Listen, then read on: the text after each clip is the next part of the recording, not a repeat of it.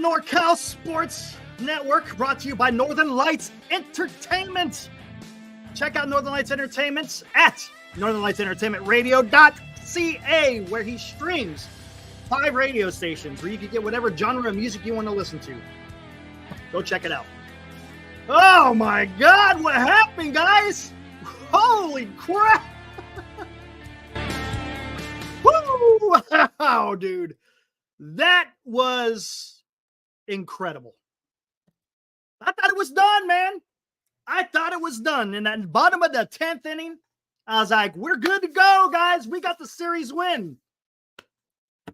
All right, the way I'm going to do this, guys, I'm going to work backwards to forwards. We'll just do it that way. How about that? Holy crap. How do the Giants lose this one, man? How do you lose this one? And then get blown out by 7 runs. Woo-wee. Man, guys. I don't know. I don't know what to say. All right, guys. Hey, let's start this way. Let's start at the bottom of the 9th. All right? Bottom of the 9th. What do we have? Evan Phillips comes in, replaces Blake Trinan. Matt Chapman takes a walk. Okay, you get a guy on. That's good. Giants were getting guys on base consistently throughout the game. Austin Slater tries the bunt over Chapman. Tried twice. Couldn't get down a bunt. Going up against a right-handed reliever who's actually pretty decent in Evan Phillips. So take a guess. So what happens? Yeah, he strikes out. So there's your out number 1. Matt Chapman is still at first base. Mind you, the score is 6-6. Luis Matos comes up, pops out to the shortstop, Rojas.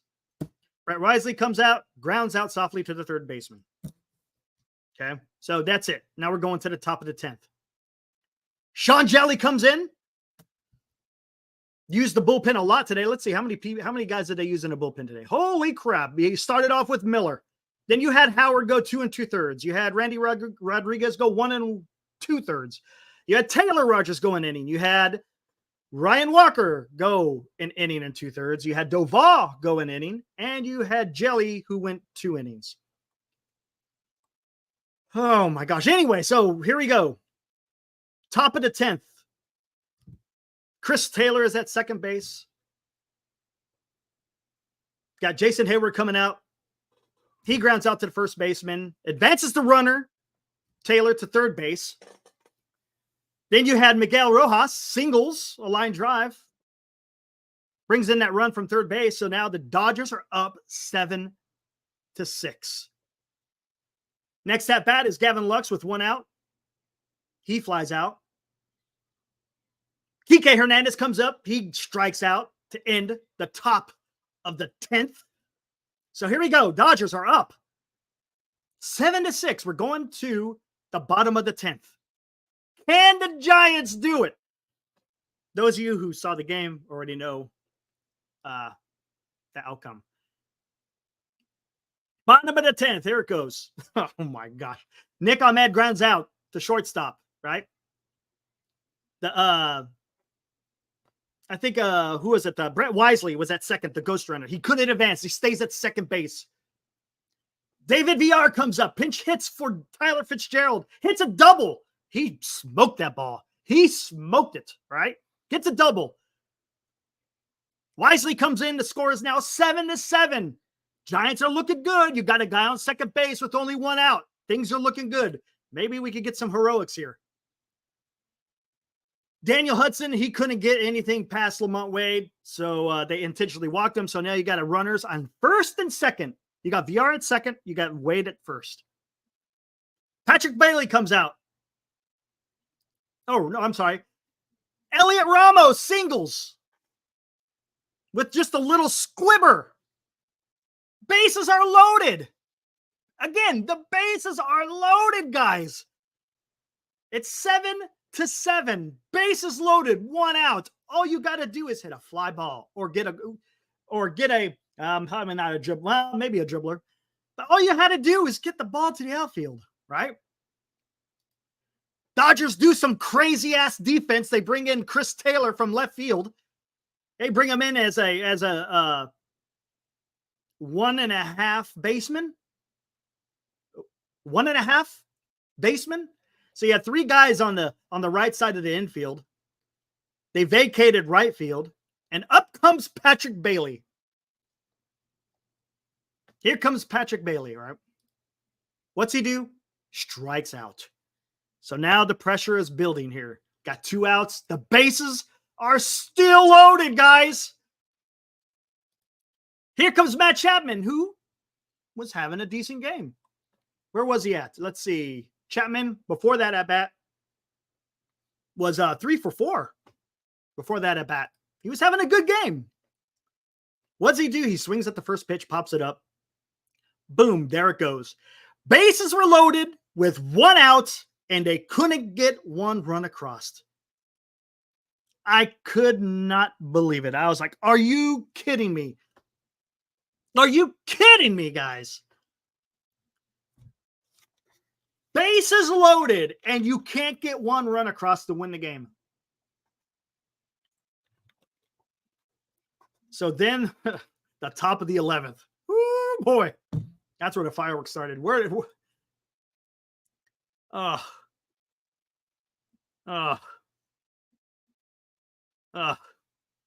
They intentionally walk Shohei Ohtani.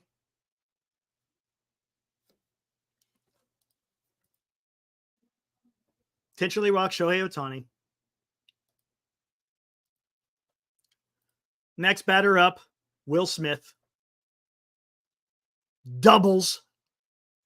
That double allows Kike Hernandez, who was the ghost runner at second, to score. It allowed Shohei Ohtani to score, and you got Will Smith sitting on second base with no outs. So now it's 9-7. Freddie Freeman comes in. He doubles to it was a line drive to the center fielder.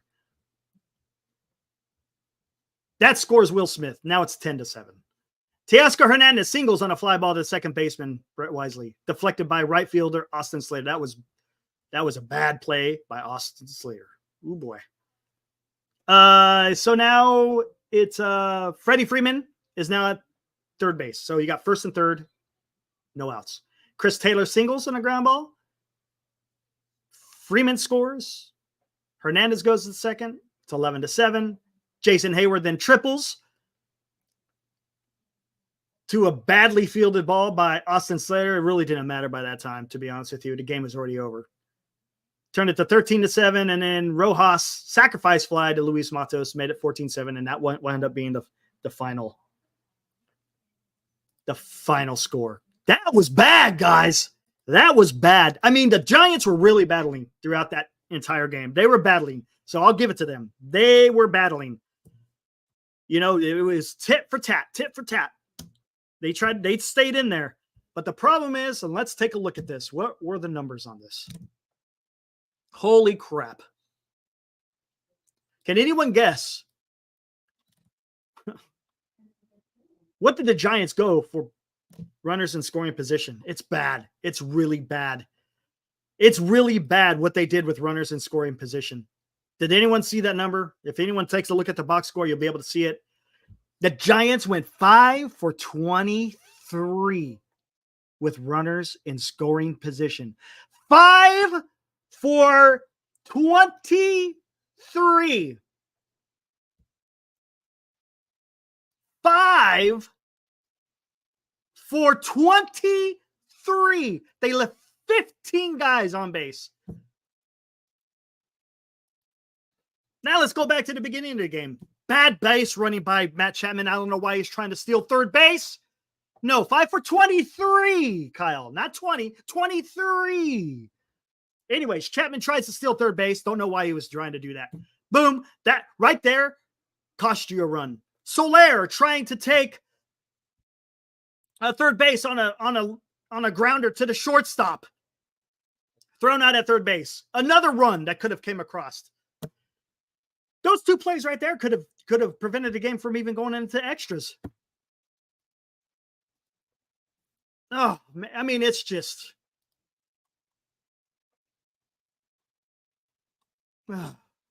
so bad. So bad, guys. That was a game. They could have won the series against the damn Dodgers. They could have won the series against the dreaded Los Angeles Dodgers. But they couldn't get it done. They blew it. They blew it, man. They absolutely blew it.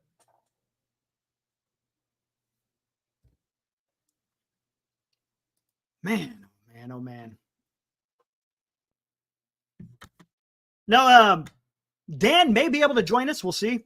He's on his second flight going from Manila to wherever his final destination is. He said he should be able to come on around 9:30. I guess that's all going to depend on how that works with his second flight. So we'll see what happens. If we're on while he's here, then we'll bring him in, of course. But if not, then we'll see what happens. We'll see what happens. Yeah, good point, Lou. Really good point. After last night's dramatic win, you would expect more.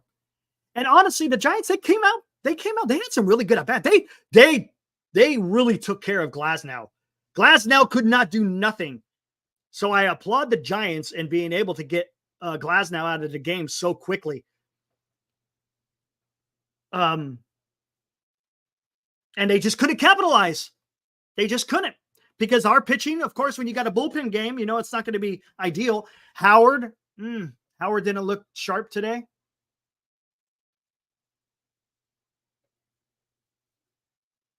I don't understand it. Some of the decisions that were made, some of the base running mistakes. My goodness, man.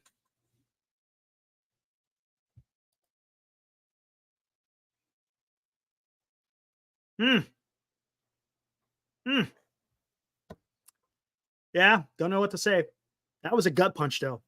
I will say that was a gut punch. Well, maybe they come back out tomorrow. I don't know. Who are they going to? Okay. Does anyone know who's the starting pitcher tomorrow? Is it going to just be Bivens? Because I don't know who else they're going to bring in because they used all their long guys. They used Rodriguez. They used Jelly. They used Howard. And everybody else. The only person I don't think they didn't use is Tyler. So I don't know. You tell me, guys, who pitches tomorrow. I'm guessing it's going to be Bivens. Hopefully Bivens can go to distance. If he can't go to distance tomorrow, unless they make a move, they might make a move.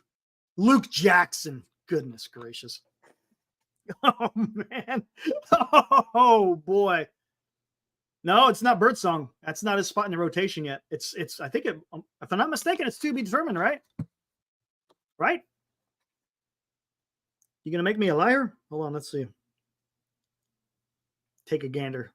His name is undecided. There you go. It's gonna be Bivenson.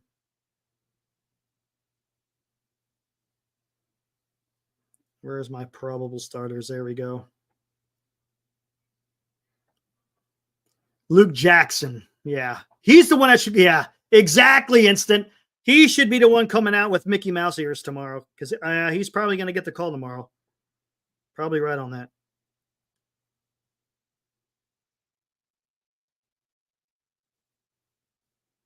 Oh, it's a 4:05 game tomorrow.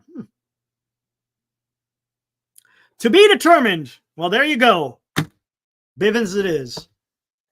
Bivens it is. That's the only guy I guess that could get any length out of, right? There's no way they go to Jelly. Maybe, hold on, let's take a look. Who went? Howard is not going to come out. Randy Rodriguez went 1 2/3. Walker went 1 2/3. Jelly went 2. I don't see those guys coming in. Taylor went 1. Doval went 1, but I don't know. Doval's come out. How many times has he come out in a row? He's come out a few times in a row, right?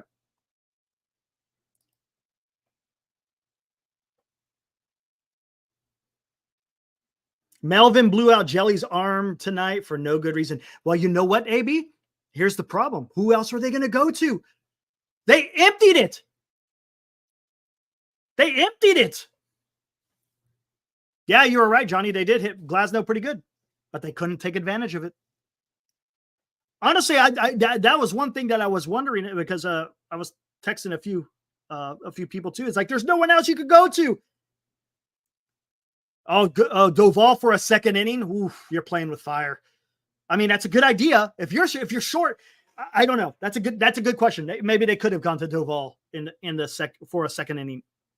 That's a good point. I don't know. You're probably playing with fire, but I mean, what else are you going to do? Because the bullpen was getting blown up. This could be detrimental to the bullpen as well, guys. I mean, we've been kind of talking about this for a while about the status of the bullpen and with the amount of work that they're having to do. You know, the last thing you need is just to totally just blow out your pen because you may have to lean on the bullpen again tomorrow. Bivens is going to have to go to distance to a certain extent. Yeah, I saw that, Matthew. They were talking about it on the Fox broadcast. They're saying Snell's probably going to come back. Actually, no, I think Pavlovich, I think he tweeted out. I guess he's going to come back on the next homestand. Harrison is supposed to come back during the road trip, and then Snell's supposed to come back on the next homestand. You got a point there, AB. Melvin may be a bigger issue than we think. We kind of been touching on that because I don't, but maybe his hands are tied. We don't know. That's one thing we don't know. Are these decisions being dictated to him, or is this something that he's doing? Okay, is there anyone else out there that has any history in watching Bob Melvin? Any A's fans out there that have watched Bob Melvin do his work? Is this typical of how Bob Melvin manages, or is this something that's the exception?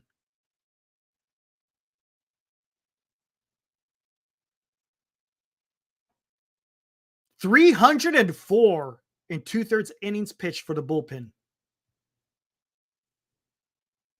Yeah, I know, Alive. I know where you're going. What we miss most about Bochy is he was best with the bullpen. That is true. He knew how to manage a bullpen. Oof, guys. Oof.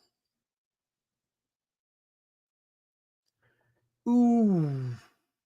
Would you venture to say this may be blasphemy, guys?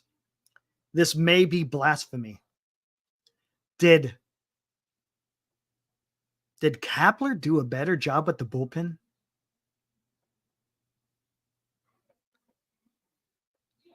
Did Kapler do better with the bullpen?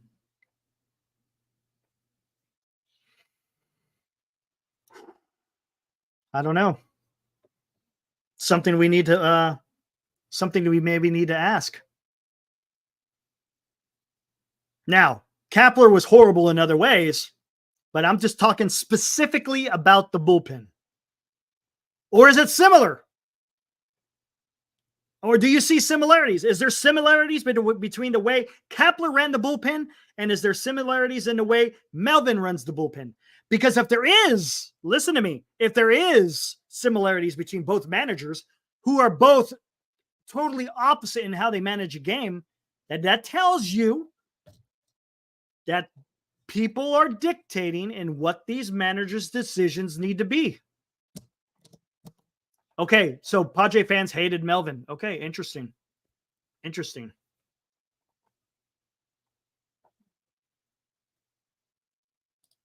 Okay, let me see what he says. I can tell you that they could not wait to get Melvin Edison. Ooh, that's interesting. I did not know that. Man, I'm going to have to start reading about what happened in San Diego. Read about the past. Why did Melvin use Jackson? Well, there's a reason, I think. Jackson is not a high leverage guy. The games were so close. There was never a time where, I mean, I guess the only time is when early in the game, when it was 5-2. But Howard was doing fine at that time.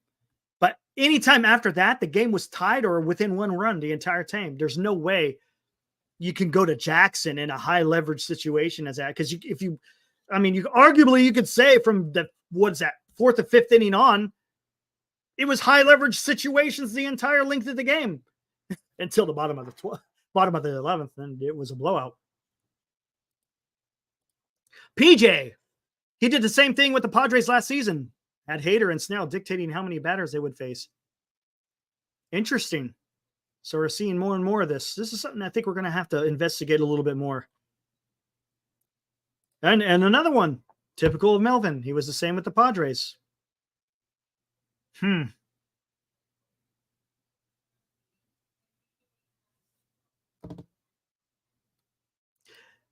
Yeah, there was no good reason to let Howard give up 6, but Melvin did it since he had a big lead in at that point. Yeah, exactly. Does he know who he's facing? You want to come in, Mario? Sure. Here, I'll throw out the link. Why not? Anyone wants to join, you guys are more than welcome.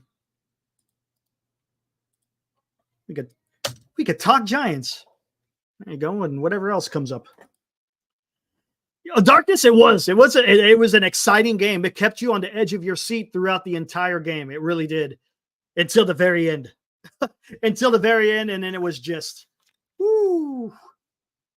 What's up, Lou?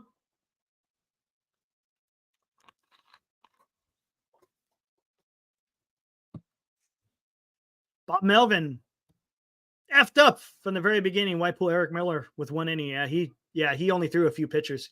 Yeah, Eric Miller did get through, Eric Miller, he got through that first inning pretty easily. He could have easily, that's a good point. He could have gone another inning.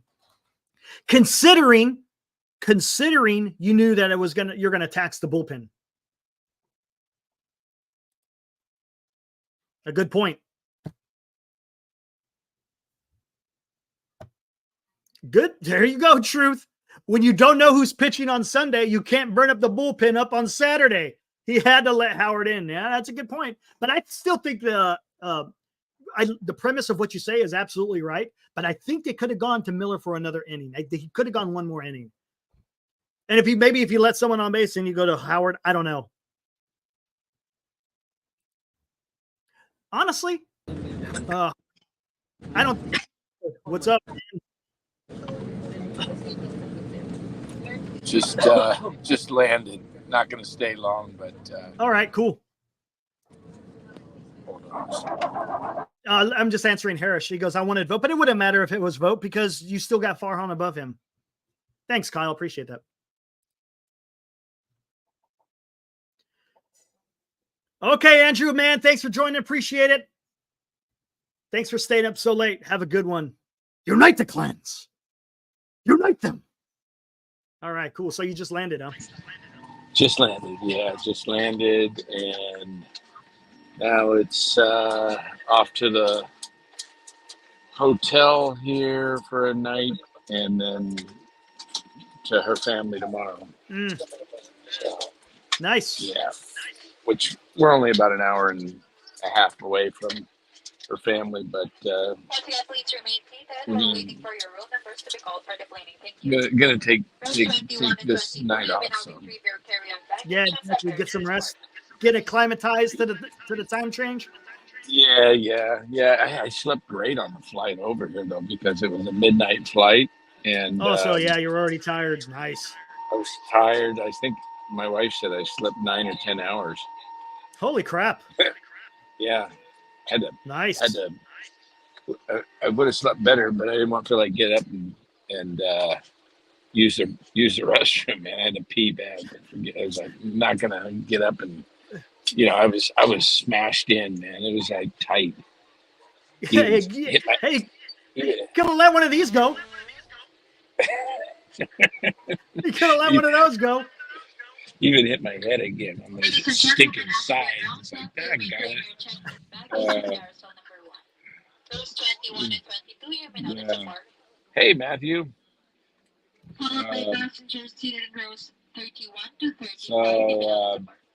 Did Will B sent me a trade. Is it a fake trade or did a trade actually go through? I have no idea, man. It didn't show up on my end. Hey, Lou, just join up on this link right here. All you got to do is copy and paste that link, Lou, and you could come right in. Hey, Mario, I see you in the green room. Just hang out for a little bit once I talk to Dan. We'll be good. Who's in the green room? Mario. Mario who? Not the Mario. No. Oh, Overlay, I think is his name. He's coming out. He's coming our chat before. He's good. Okay, yeah, one from Fresno. Yep, the guy. Yeah, exactly. The teacher from Fresno. Yep, that's School the guy. teacher. Yeah. Okay. Yep. Okay. Cool. Just not Titanic. I don't want Titanic. Titanic. No. Come on, man. I ain't gonna bring him in. I think I should name him Mario Titanic. Yeah, they're hearing an echo. Yeah, there's a little bit of an echo. I noticed that on the phone with you earlier today too. I don't know what it is. My headset. You know what? I'll mute and then I'll just pop in here and there. Hey, just want to say this one thing. I thought about it. Today was a game of it's a game of field goals, and Dodgers scored a TD in the 11th. Yeah, pretty much. Yep, pretty much. But Giants just aren't a good enough team. They didn't capitalize on the Dodgers were giving them the game, and the Giants couldn't take it. I know. Bad base running, leaving guys on base all over the place. Sure, Ryan. Yeah, you can pop in too, man. Still flying. Yeah, I had a senior said I'm still flying. Well, how long of a layover was that, babe? 5 hours? Yeah, we had a 5-hour layover in Manila. So, wow. Yeah, that was the harder part. Yeah, but anyway, I think Lou's going to join. It sounds like, yep, right? Lou's right there in the green room still. Oh, okay. I can't see the green rooms, so I'm going to gotcha. mic out. I'm going to mute and let those guys come in because I'm going to be cool. Jumping up and down here. All right, sounds good. You want me to kick you into the green room? Kick you into the green room? Okay. All right, ladies and gentlemen, let's go ahead and bring in Mario and Lou. What's up, guys? Hey, guys. What's good? What you got, Lou, or what you got, Mario? I know you wanted to come in first. What do you got? Go ahead, Mario. Can you guys hear me? Yeah, I hear you. All right, cool. Well, I mean, I don't know where to start. I guess I just Talk, right? Yeah, the same shit, different day. But just watching the game there, the ninth inning with my wife. The build up to the exciting build up was really cool to see. But it was such a bummer to see their fall in the horrible 11th inning. Mm-hmm. It just kind of like a punch to the gut, and it doesn't feel good. As a Giants fan, you see the stadium being filled with nothing but blue jerseys, and all the Dodgers. Yeah, I haven't even got into that yet. That's another story that we could talk about. And I don't know. It's just funny thinking about how the fans, us Giants fans, we have to chant "Beat LA," but yet we can't. But then LA is like, they don't even need a chant, like that. They just win. They just take right, and they win games. They don't have to. The fans, even though they're cocky and stuff, they're notorious for being that way. Mm-hmm. I feel that it kind of makes us Giants fans look a little wimpy, in my opinion. Like we shouldn't have to chant "Beat LA." We should just do it. Just do it. That's a good point there, Mario. I like what you're saying. It makes a clown show of the jersey, like the shirt that they gave out today. And tomorrow's the Mickey Mouse ears. Yeah, exactly. Like if you can't win that game, like what are you doing? I know. Hey Lou, so tell me, man, what was the biggest takeaway you got from this one? Two things. It shows the difference between the Dodgers and the Giants. Who got the big hits for the Dodgers? If you take Ohtani's big homer away, who came through? Okay. It's amazing. I thought two situations were the key to the game tonight. I've never, ever seen, after a team blows it at home in the bottom of the 10th, intentionally walk. They intentionally walked Ohtani to go first and second. Right. Literally, you already sacrificed with a team that had their lead runner on 9 out of 11 innings that only scored twice. You already sacrificed the Dodgers taking the lead. The other thing is you would never I understand Ohtani if you have to, but why would you do it when you have 2, 3, and 4 batters coming up? Okay. Against a pitcher who's in his second inning of relief. You got to think about this. I know we didn't have anybody else, but my God, you basically said, okay, Dodgers, you now have first and second. And even if he gets out of it, the Giants are only going to have the guy at second. You know what I mean? But you got to remember, there was so much momentum after the Giants didn't come through. Oh, yes. The Dodgers were fired up. Now what you're doing is Melvin saying, hey, I'm going to actually give you guys another break to even give you more momentum. Yep. You know, and it's just one of those things. The other thing is, you know, a winning team, when you have the last at bat and you have 9 out of 11 innings where you get the lead runner on and you only score in 2 innings, that shows you how bad your depth is of your lineup. And I don't care that pitcher in the bottom of the 10th. I know Chapman had a good game, but that was a weak ass fly ball to the catcher on the first pitch. The guy had no control. The momentum was there, and if you saw when it went, he didn't really even care. Like, okay, no problem. We got the next inning. You know, you got to get fired up. If you would have saw the way the dugout looked for the Dodgers, they were amazed. Like, oh my God, guys, we have this now. We have the top of the lineup, a guy out at second. We're going to win this. Yep. You know, we're going to win this, and we're going to win this series because we have a stud going on Sunday, and the Giants still don't know who they have. They also don't have a bullpen. I'm feeling good. And that's the difference between a winning organization and a team that's happy when we're close to 500. Yeah, good point, Lou. You make some excellent points there because that momentum shift that happened there between the bottom of the 10th and the 11th, I mean, it was huge. I thought it was over, honestly. I thought the Giants were going to get it done. Bases are loaded, right? 1 out. You're like, oh, they could scratch one across, right? Do something different. Do a suicide squeeze. Do something. You know, here it is. You got to remember, all you need is a fly ball, right? Because they were playing left center and right center. Do something different. But, you know, again, it's tough because, you know, you have guys like Bailey who are under a lot of pressure, but it should never came to that point.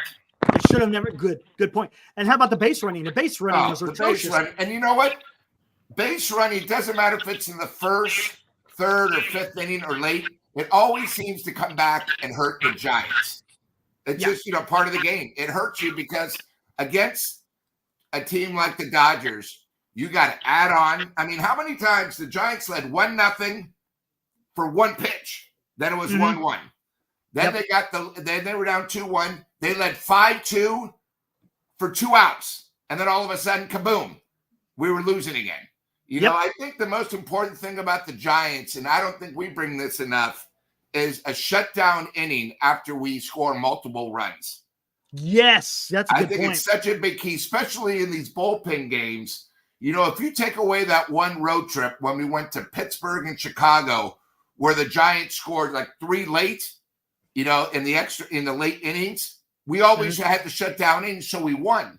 It doesn't matter if you score 4 runs in the third, if you're going to give up 4 runs in the top of the fourth. All that means is now the game has started again in the fourth with no bullpen. So I think, you know, that's a big key. These shutdown innings, if you saw what the Dodgers did when they went up and scored 4 runs, that next bottom of the inning, 1, 2, 3, 4.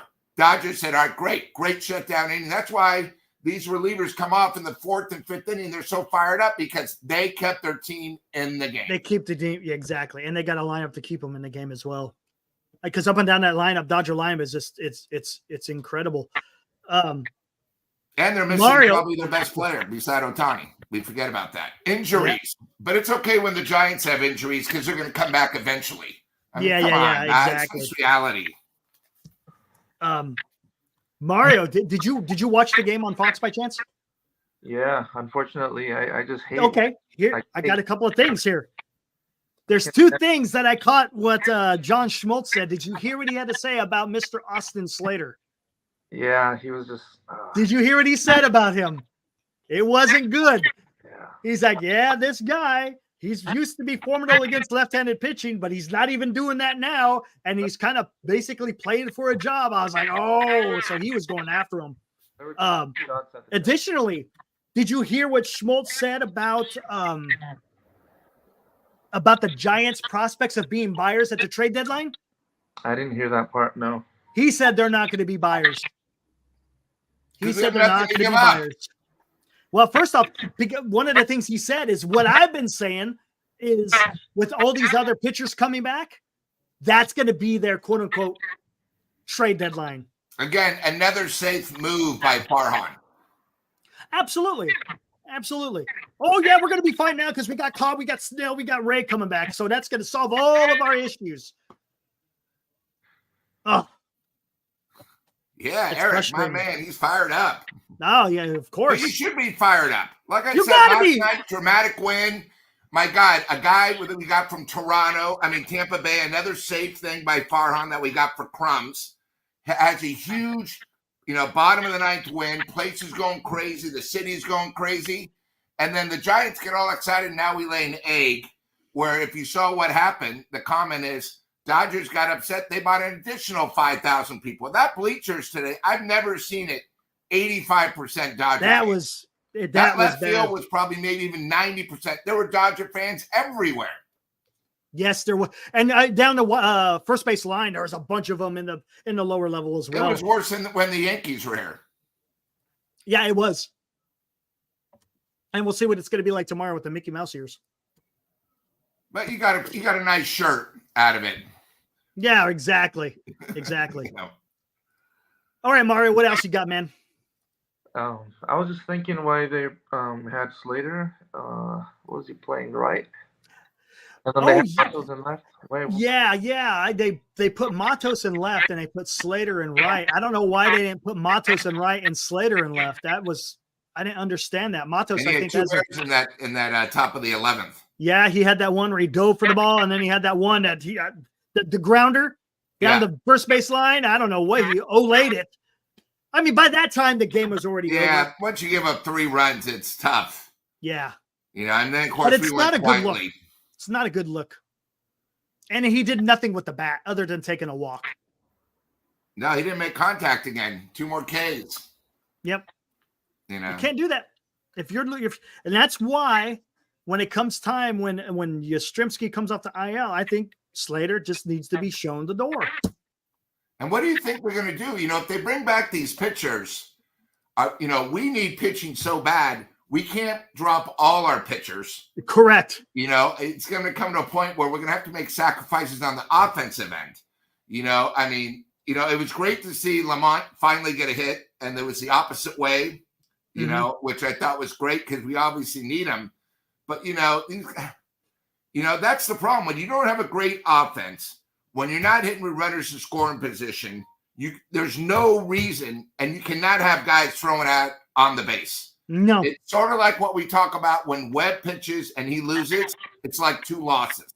Right. When your offense isn't that good, you can't have 2 guys get thrown out on the base. One was a steal. The other one is illogical. With less than 2 outs and the ball's hit in front of you, you don't advance to third base. Exactly. It's like one of the 2 things I hate with these baseball players. From the age of T-ball, you have 2 reasons. If a guy's walked 2 straight guys, why do they swing at the next pitch when the guy has no control? Right. Guys do that all the time and piss you off. And less than 2 outs, you don't go to third base when the ball's hit in front of you. There's no reason why. Correct. You didn't need to. It's a complete effect of the offense and the momentum again. Basically, it's just like, and you can hear it with the crowd. They're getting excited. We got a chance to add on, all this stuff. It's like, my God, it's like all these punches in the guts. We can only take so much. But it's just basic baseball. That's all we're asking our team to do. Play good defense and basic offensive skills. Exactly. Fundamentals, man. The fundamentals. Fundamentals. Agreed. And then Slater can't even lay down a bunt. It's disgusting. And Mario, did it make sense why Chapman had to steal third? I don't get it. There was no outs. You were in that scoring position, man. I don't understand. That would have been the game right there with Conforto's, double right after that. Exactly. He doubled right after that. And then, if I'm not mistaken, after Soler got thrown out, didn't someone else hit a double right after that? I think. Isn't it amazing how that happens? Again, the momentum effect. Yeah. Good point. That's a good point. Oh, it was frustrating. Yeah, it's tough. The place was packed. The Giants had their chance. It was almost like today was almost like the Giants lost twice, like a doubleheader. Yeah, it does feel that way, You doesn't know, it? we were so close. We would have won the series. Now, you know, with tomorrow, of course, TBA. I mean, I forgot who's pitching for the Dodgers. I just saw they were like a 220 favorite. It's obviously we're it's going against. Paxson. Okay, we don't need to say anymore because you know what that means, right? Slater's leading off. Slater leading off. Yep. Exactly. Well, I- maybe not. Maybe it's still Soler because Soler supposedly is now the leadoff hitter. So it might be Yeah. Soler, to be honest. Well, again, that was against a righty today, so we'll see if he is against a lefty. Yeah, we'll see. Yeah. But then why bat Slater at all?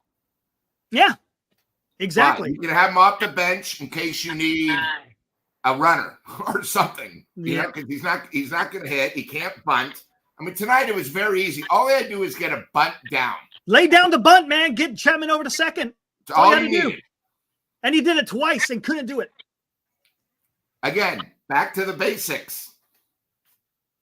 Gosh, dang. If anything, he should be practicing that because he's got to make the best of the situations that he's put in, right? Yeah, if his time's anything, limited. Slater should be out there practicing bunting because when his opportunities come up, it's probably going to be in a situation where he probably has to lay down the bunt. So why is he not, you know, making sure he's an excellent bunter is beyond me. That's tough. I mean, No.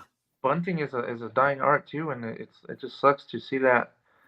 I remember Tim Lincecum being such an amazing bunter, and he was a pitcher. Yeah. It just makes you think, like, what are these Well, guys? you know why? I'll tell you what. There was position players that could bunt too because you had Tim Flannery who would go out there with the pitchers and position players and taught them how to bunt. You had coaches out there teaching them, you know, mentoring them, letting them know this is part of the game. Yeah, Again, it's back to the whole small ball. And that if you was can't with both teams. That was part of the torture. You know, he made everybody bunt. You know, maybe that's the biggest problem with the Giants. You know, one of the things I keep bringing up is they always try to hit home runs. We don't play small ball at all. No. You know, we have no effects of small ball. Other teams against us, a guy walks, he'll steal second, we'll bunt him over to third, sacrifice fly. They score without a hit. You know, I can't remember the last time we've done all three aspects of that. Yeah, I couldn't believe it. They did it today. So frustrating. Man. I feel like they could have taken out way more out of what's that guy, pitcher's name? Glasnow. I feel like they could have gone more out of him with him hanging sliders left and right and his hanging. They did not capitalize on it. I mean, they did score a bunch of runs on him, but I thought they could have done a lot more. A lot more. Yeah, I think they had what, 7 hits in the first 4 innings. They did have 5 runs, but literally you could have probably scored 8. Exactly. You know? Right. And you got to do that against great teams like the Dodgers. You have to do that. I was just going to say that with teams like the Dodgers and the top tier teams, the Braves, pretty soon you're going to be playing the Guardians. You're going to be playing the Twins. These are good teams, and you're going to have to be able to capitalize that and not make stupid mistakes. You can't. All adds up. It does. It 100% does. Yeah. Gosh, dang, man. Like I mean, go ahead, Mario. They had a plan from the get-go to be aggressive, but it just kind of makes you think, you know, like, are they being too aggressive where, you know, they're being playing hard, but, you know, they're making foolish mistakes, like the third. Is it the coaching? Could it be the coaching? You know, is Pat Burrow being overshadowed by Justin Viel, or, you know? I don't know. I know, and I don't put too much onus on the coaches as much as I do the player, because, you know, I mean, the coach can't go up to the plate with the, you know, and you can instruct them. You can tell them, hey, maybe do this with your swing. It's up to the pit or up to the player to go up there and execute. But I don't know. Did you guys catch the video of when Chapman went back into the dugout after he threw out? He went up against the rail, and who was the guy standing next to him? I don't know. I think he was a coach. And he literally looked at him, and I could have sworn he said, "I'm sorry." I'm like, what? I don't know. Did anyone see that? It was weird. You could see him, and he just looked over there and goes, "I'm sorry." Yeah, like, that was after he the foul out. Yeah, like I saw him, he had no emotion till he got to the dugout. I mean, exactly. These guys are professionals getting paid all this money. And on the other side, the Dodgers were going high fives. They knew it. Once they got out of that inning, they knew they were going to score. Yep. And then the other thing is, Eric, that was like a circus. You know, balls barely getting out, us kicking it, 2 errors in the inning. You know, 0-2 pitches. You gotta remember, the big hit was 0-2 down the line, center. You know, Jelly's arm was about to fall off. I can't pitch anymore. I'm the only guy out there. Okay, I'll sacrifice. Yeah. This was the biggest 7-run deficit in extra innings since 1954. I saw on the bottom. That's rough. Hey, Mario, I'm going to have to let you go. Dan's going to get ready to come back in here, all right? Thanks for showing up. Appreciate it, buddy. Good job, Mario. Have a good one, man. And with that, let's bring in Dan, who's in the vehicle driving. Look at that. Woo! Oh. Yeah. How you guys? Hey, man, I've been listening. Can you hear me? Yeah, I've been listening. Yeah. Really solid points by both Mario and Lou. Really like the idea of. Yeah, I might lose the signal here soon. So then I'll be at the hotel. That's fine. How long is it a drive to the hotel? About 30, 40 minutes. Okay. So I'll probably lose you at some point, and I'll get back in if you guys are still on in about 40 minutes. But just to reiterate a lot of the points that have already been made, solid points. I mean, this is just a team that is you cannot lose when the Dodgers are as good as the team they are gifting you the game, and you don't take it. I mean, exactly. It's just and the I agree with Lou. The whatever that inning was, 11th inning. I think I texted you, Eric, after they walked Ohtani. I said Dodgers are going to score at least 3. Yep.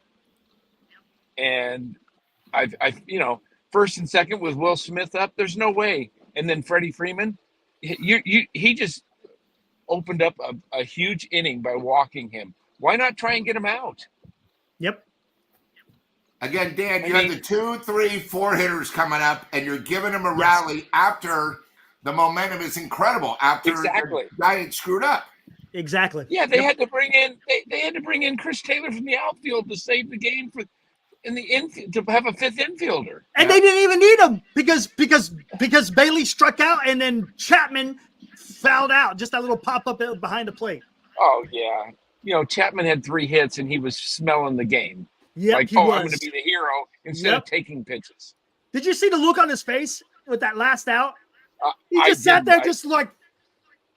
And then he apologized to the coach when he came back to the dugout. Dan. I swear I saw that. I don't know if you saw that. I swear I saw that.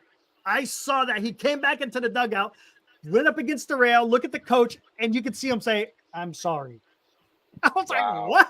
That's what it looked like. Maybe I didn't read the lips correctly, but that's what it sure looked like to me. If there's anyone else that can refute it, just let me know. I'll be gladly to and then, hey, Dan, you were still on the airplane, but I told Eric, this almost felt like losing a doubleheader. I did hear you that. Yeah, I was listening as I was walking off. I mean, I've been listening to you guys for the last 20 minutes. Yeah, just because after Friday night's huge win, the momentum, the Giants, all this was such a punch in the gut, especially where we got another starter going tomorrow. I mean, it was tough to swallow tonight. Yeah. Hey, babe, you're on the show. you're in the background. What? Don't show me. Okay. Don't show. So there's Mrs. C right back there. Mrs. C, hello. All right. I'm taking the front seat because all the headroom. I already bumped my head once again on the airplane, man. Those tubes are not easy to sit in for 14 hours. Uh-oh. Nope. We're getting a little choppy. Okay. I'll call you back in 40 minutes if you guys are still on. All right, sounds good. Okay. All right, see you, Dan. Bye. Just you and me again, Eric. Everything will go smooth like usual. Just the two of us. Oh my gosh, man. What else can we get into here? You know what? Well, what do we got here? Do we want to do? I think we don't need to look at the box score. Do we need to look at the box score? I don't think we need to look at the box score. We all know what the hell that was. Let's see. Ryan says Slater is not a good hitter. Ride that hot hand. Conforto. Yeah, I don't understand why they lifted Conforto for Slater. That made no sense to me. Yeah, some of those moves are not by the book. No, I don't know if it's it's not. a gut reaction, but a lot of, Melvin's gut reactions haven't been coming through all year. I mean, Conforto was having a decent game. He had one hit and had 2 walks. He was seeing the ball. I'll take that. Yeah, why over Slater? Yes. Then didn't he? Who did he pinch hit Fitzgerald for? I mean, he pinch hit Fitzgerald for somebody. Oh no, it was Was that Slater? Soler, wasn't it? I think it was Soler. Soler got on base. Starting the whole game, I thought. Hold on, let me look. Who did he come in? Yeah, for Soler. Soler had got a hit, and then Fitzgerald came in a pinch run for him in the ninth. That was in the 9th inning. Yeah, but then Fitzgerald was supposed to hit like in the bottom of the 10th, wasn't he? Oh, yeah, and then VR pinched it for him. Okay, and he got the double, so it actually and he got the work. double. So I can't really complain about that, but and hey, he hit that off the wall. They're 5 feet up, the game's over. Exactly. So I feel good for Villar at least, but it doesn't matter because we didn't win. I'm sick and tired of these things. Oh well.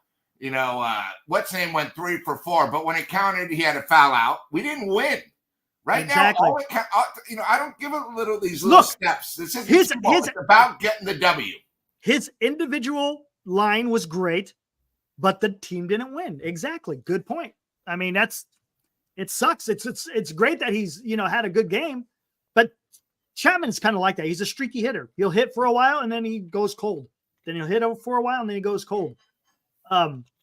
As far as the raffle, Will, Dan is the only one that can access the Venmo, so we got to wait until Dan is up and running so we can update the raffle with the squares. All right, what else we got? I mean, what do you Lou? What do you think about this? Isn't it eerily similar the way Melvin runs the bullpen and the way Kapler ran the bullpen? Yeah, well, you know what that could be? Maybe neither of them ran the bullpen. Maybe it's all Farhan. That's where I'm getting it. Because there is a lot of similarities. And the other thing, too, is I think one of the things we complained about last year was Krapler never got upset. He never got thrown out of the game. In the second half of the season, he finally got thrown out. Yeah. Melvin, there's been times where, beside the announcers complaining about strike calls and everything. Tonight, there was like 2 or 3 calls where Melvin's like, what's going on? Why can't he go out there and just get a little fired up? I think he's always playing safe. It's like, listen, if my team is getting bad and the momentum's changing, managers want to get kicked out just like basketball to get the team fired up. Yeah. But, he's always so safe. Right. It's like, listen, you got to do something out of the ordinary. It's not like this team is 10 games over 500. We're trying to get to 500, which we can't. And with a huge road trip ahead where we're only going to have 2 starters and probably 5 bullpen games on the road against quality teams, I mean, my God, that's how important this game was tonight. Yes. We can't lose tomorrow. Then all of a sudden we have a homestand of 500 against teams, that we were hoping to do better. And then we go on the road for 6 killer games. And what's going to happen? We're going to Atlanta in the South where the weather's going to be brutal.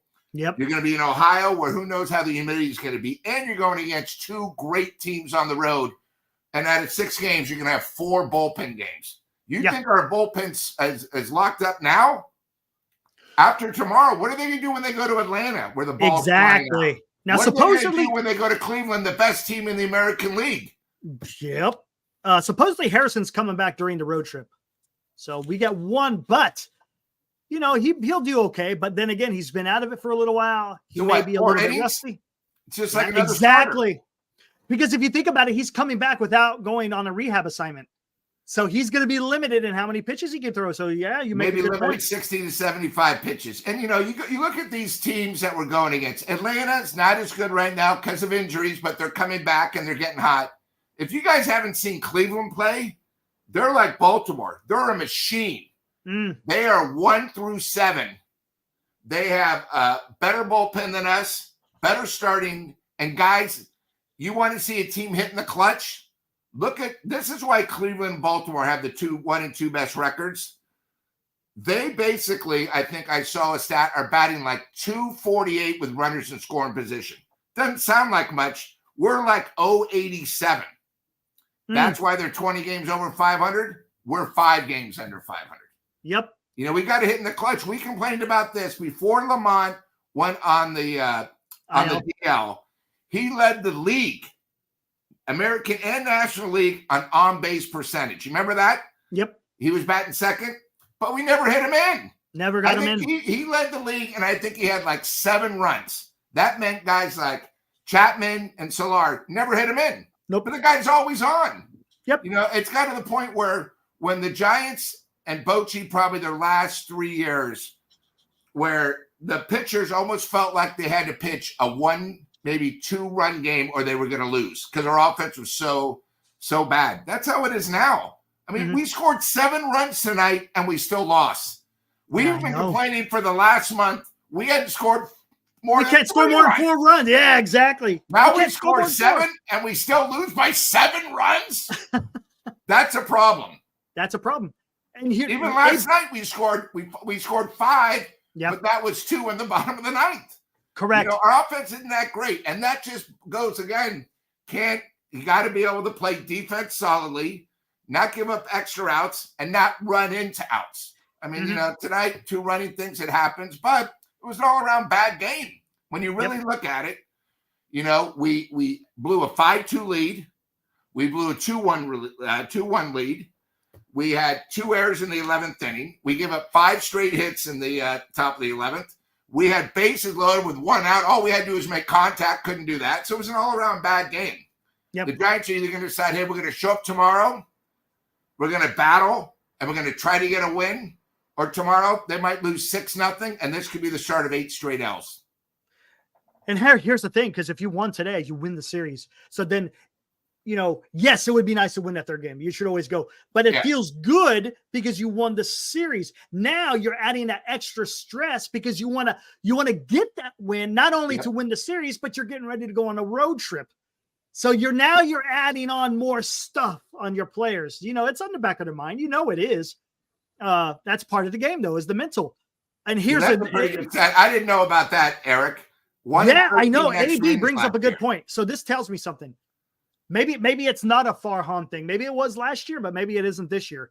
Because if Melvin did this last year, that tells me he just doesn't know how to manage close games. Because that's bad. 1-13 in extra innings last year. And that wasn't like all 14 games on the road. Obviously, there were some home games where you had to last it back. So that's telling.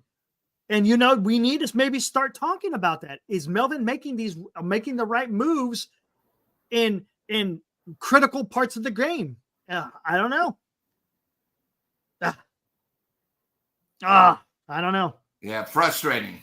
It is. I see people talking about, the Giants are going to go to Cleveland and they're going to face an excellent manager in Stephen Vogt. You know, it's his first year.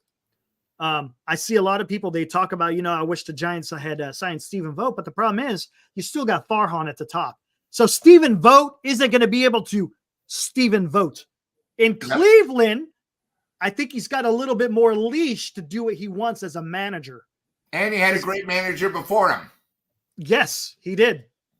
Yes. So, they basically had the same team, and, it might be one of those things where the pressure wasn't like the Giants. Cleveland is strictly a football town.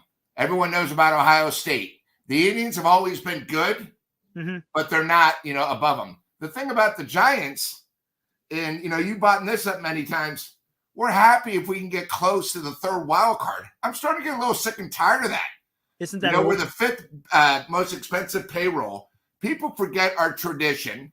If you're going to do anything, you got to go for it. We've lost 2 now Hall of Famers in less than 3 weeks. It's amazing last night, where we lose the baby boy. It's like, come on, guys. I know. Hey, Ryan, there you go. There's the link. I put it in the chat. So go ahead. Join up. It's just and every Giants fan out there should be pissed because of what happened today, because that should have been won. And I just don't understand how you can't, when you had the bases loaded, all you had to do is scratch 1 run, man. It's like, Eric, a big thing is if roles were reversed and the Dodgers won last night in extra innings and the Giants came back and won today in extra innings, we'd feel completely different. But Completely different. the Dodgers, you know what? Hey, it was just a game last night. It was one game. We lost on the road. Let's get tomorrow. You know, mentally, that's where they're at. With us, we're just trying to win a series. You know, we're trying to get close to 500. The Dodgers, they just want to be playing their best ball in September. They want to make sure they win the division. You know, I mean, their two best pitchers that we know about aren't even pitching for them right now. Correct. All we do is we complain, you know, you know, we have 3 guys coming back in July. Okay. Dodgers have 3 guys right now that haven't pitched either that are coming. Yep. And by the way, they have 25 game better record than us, and 3 of their pitchers aren't even pitching. So don't compare. I'm still sick and tired of our fans saying, oh, injuries. I think the only injury that means anything was late night Lamont. Yeah, that was the most significant. Good. Yeah, he was the most significant. You guys keep talking. Okay, Yaz is injured. For the whole year, we wanted to get rid of Yaz. Yeah, so now he's injured, but that's the problem why we can't hit or score? No, exactly. You know? He was. And here's another thing, guys. Please, all I ask is don't look. If you want to look at the standings just to see where you are compared to other teams, that's fine. But please do not take it serious because you're only, 3 games out of the 3rd wild card. That is, look at where your record is and look how the team is playing. And how many teams are ahead of you? Right. And you know, that's why, Eric, this road trip is so big. Okay. It is. Next weekend, we're going to Atlanta. If we sweep Atlanta, then you can start talking about the wild card. Why? Because we're 3.5 games behind them. If we get swept, it's now 6.5. Remember, it's the top 3. Get it? Okay, we're making it like we're 3 games of the last group. We're not. It's completely different. You know, that's why this road trip is so big. And you don't want to go to Atlanta in the heat with a bullpen that's completely washed up. Oh, that's... You know, and then what are we going to do? We're going to have a starter that we know can't go past 5. Yep. You know, who basically, if you notice, when he played for St. Louis Cardinals in Atlanta, I think he was 3-12. So, you know, it's going to be tough. And we're going to have no bullpen. There might be like jelly today. Listen, we're going to need you to go 6. If you get pounded, I'm sorry, but our bullpen's washed up. Yep. Sacrifice. Real quick, let me answer AB's question here, then bring in Ryan. He's sitting in the green room. He says, Bochy will probably retire after the season. Rangers are awful. They are awful, but you want to talk, okay, let's talk about injuries. I guess Seager took a ball to the wrist today. I don't know what the outcome was at. Did he break his wrist? Anyone out there in the chat know whether or not Seager broke his wrist? But you've had a lot of injuries with the Rangers. How about their pitching? You got Josh Young, you got Evan Carter, you got now Seager. He was out earlier with a hamstring. You got DeGrom, who's recovering from Tommy John. You got Scherzer, who just came back. So, I mean, it's they're dealing with a banged up roster.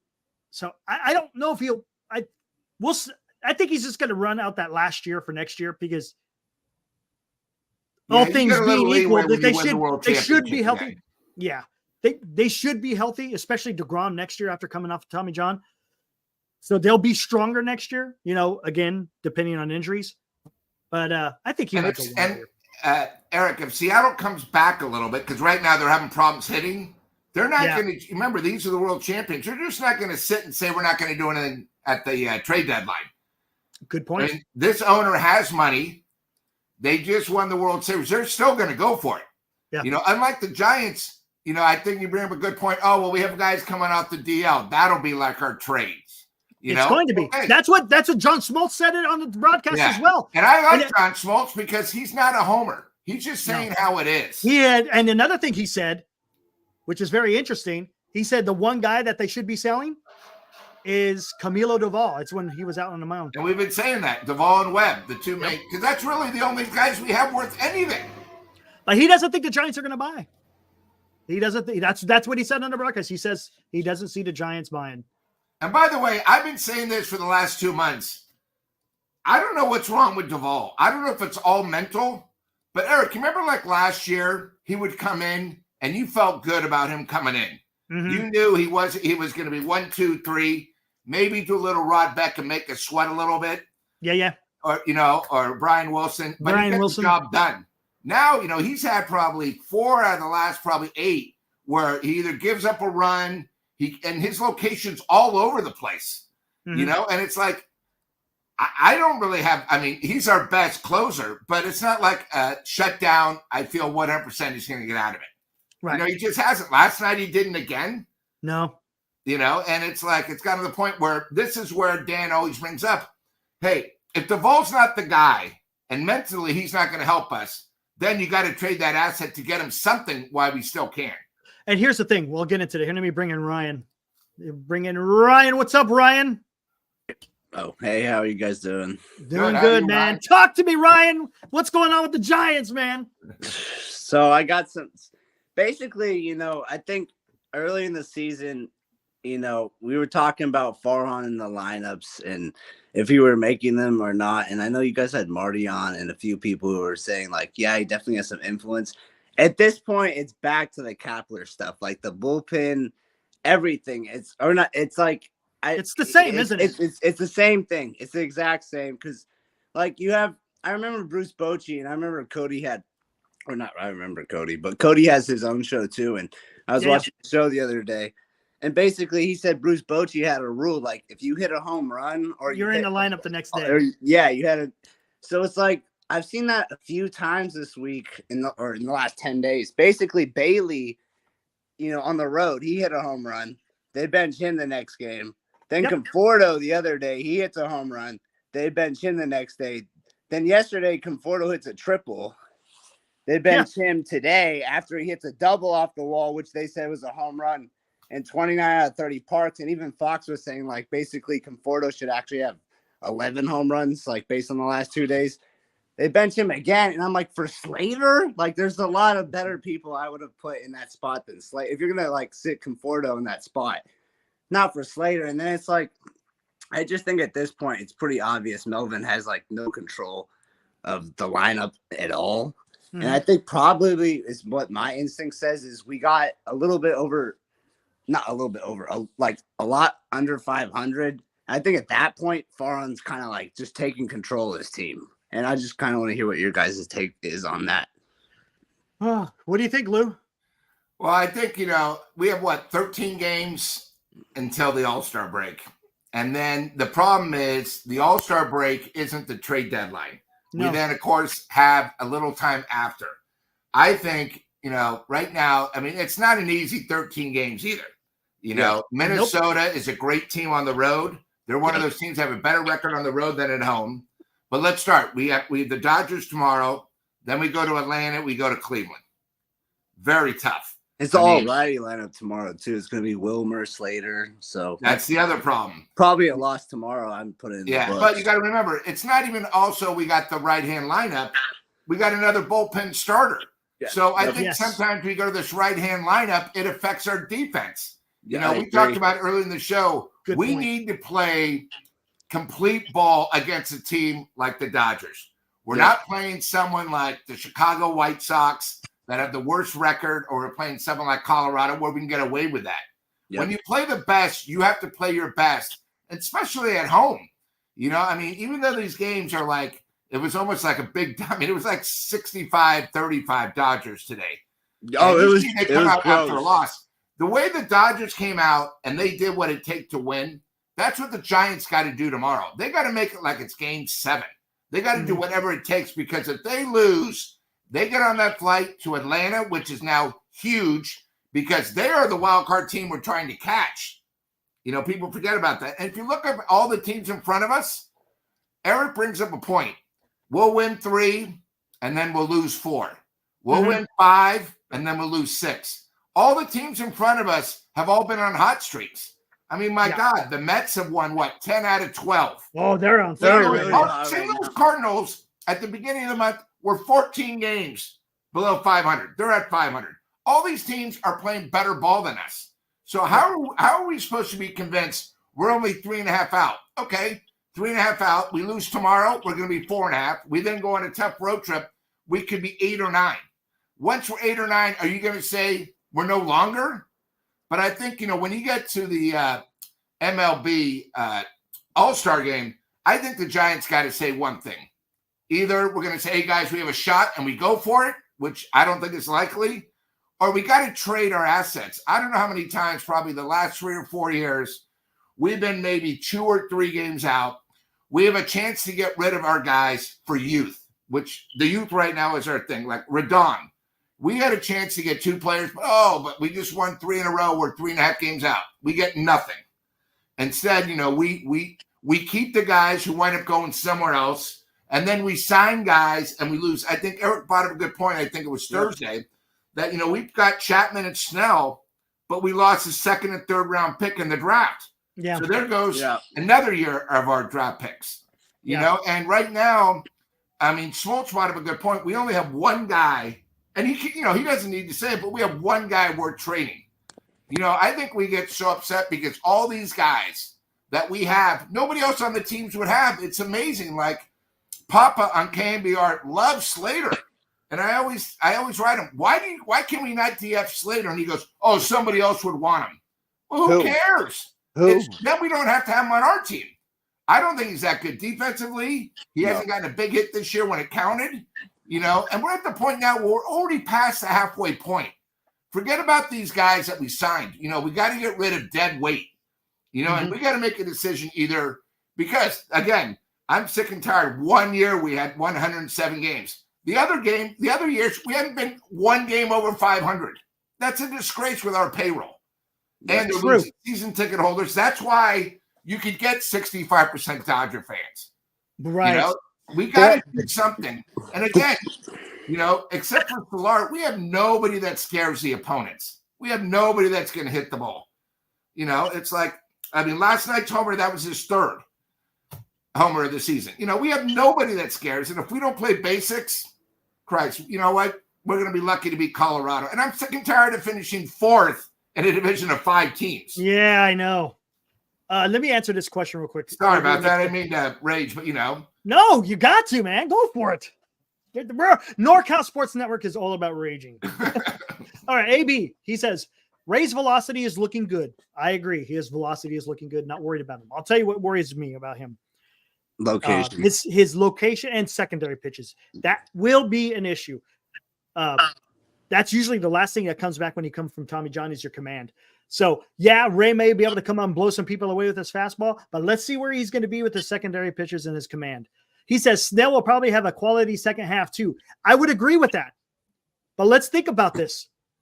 Snell hasn't even had a first half. So how can you have a second half? Do you see what I'm saying? If Snell had came out and was pitching through in the first half and was totally not getting anything done, and then you're able to, but he pitched, 4 or 5 outings in the first half. He hasn't had a first half. Mm-hmm. So if you didn't have a first half, disaster. how are you going to have a second half if you don't have a first half? That's what concerns me with Snell.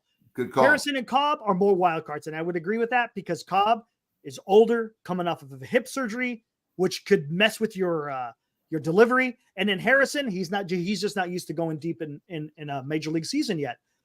This is going to help him. What this season is going to help him be a better pitcher in the next couple of years. So that's where I am with that. All right, what you got, Ryan? Yeah, real quick with what Lou was saying about the Dodgers fans at the Giants game tonight, it actually was a little disgusting. I just want to touch on that real quick because KNBR, and I was surprised, they actually touched on it a little bit. Like they posted on their social media, and I'll have to share it with you, Eric, on Twitter. But they literally bought the entire bleacher section from 138 to 140. It was exact. It was like you could see like 3. No, I'll literally send you the photo. It's actually pretty insane. So I just wanted to say that. So Lou wasn't exaggerating there at all to the chat and everybody. It was the outfield was basically half Dodgers fans. So yeah, it was ridiculous. That was pretty insane to see at a Giants game, honestly, and just at in a Bay Area sports game in general. Because sometimes you go to a Warriors game and they'll be at a Lakers game, there'll be a decent amount of Lakers fans, but it's never close to even 25%. I would say there's a pretty good fan, and I think also it's unfair because we do have Steph, and we have a lot of, Clay. Last year we had a lot of, generational players, but it was pretty crazy to see on the broadcast because they did kind of point it out. And then also, I think kind of the problem I'm having with the team right now is like, it would really be like nice to just see consistency. Like I did at least, Yes. like I didn't like the beginning of the season, the consistency with all the old guys, but I liked how we had that middle part of the season, like when a lot of the older guys were injured, where it was like Matos, Ramos, we had, a lot of these guys in the lineup every single day. And it's like, we're back to this same, and then same thing with the starting pitching. And it's just kind of like, for me as a fan, it's just frustrating because you never know like what you're going to get. Yep. True. And I think that's one of the biggest issues that we had with the Giants for the last few years is just the consistency. Because when you have consistency, now you're playing with something.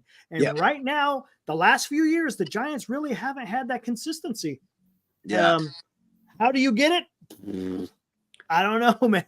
Build a better roster. Thought, like when you hire Melvin, like I thought, okay, so it's like I thought that was bringing like, something. The next Bruce Bochy. They're like, oh, we're gonna. Yeah. I literally, people were telling me like, not you guys or like individuals, but fans and like my friends and even some of the announcers at other podcasts. They're like, oh, okay, because how Bruce Bochy came from the Padres, and then right. They were saying Melvin's gonna be the next Bruce Bochy.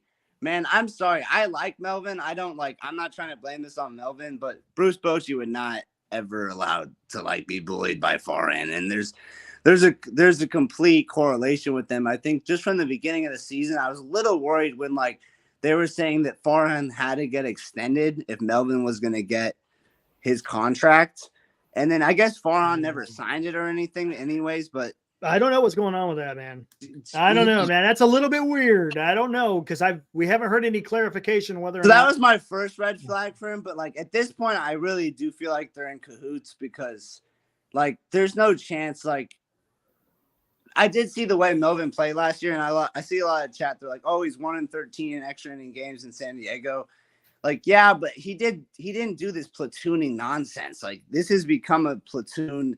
And it's become a bullpen lineup. Yeah, and it's become out of force or not out of force, but it's not been out of choice with the bullpen, games. But I do think at this point, like Melvin is obviously really not coaching this team super hard. Like I think it's pretty obvious. And I don't know if it was Lou or Eric who said earlier, like I haven't seen him one time come out to home plate. He has got ejected from like one game, but he was in the dugout when he got ejected. He didn't actually come out. Exactly. Yeah. So maybe Luke can speak more to that because he's been at the games more. I've only been at a couple, but I've never, ever. Bochy's like out there, and you'll see even this year, Bochy, when he gets ejected, make your ejections count. Like I think Melvin's, it's either 1 or 2 games he's been ejected to.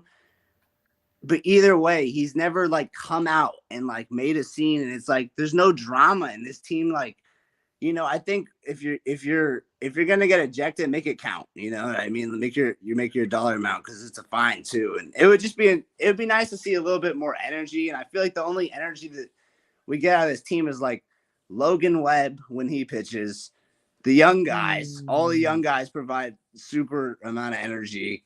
And then like when Conforto and Chapman hit a double, they'll be like, and that's like that. And it's just, it would be really nice to see a little bit more like, even some of these teams that are losing, like at least what the plan is. And I feel like with this team, it's like the way Farhan construction, it's you got all these guys on 1-on-1 deals, or even like there's a chance next year. And I think some of these guys opt in, but I'm just saying like you lose Yaz, Slater, and I'd be happy to use that.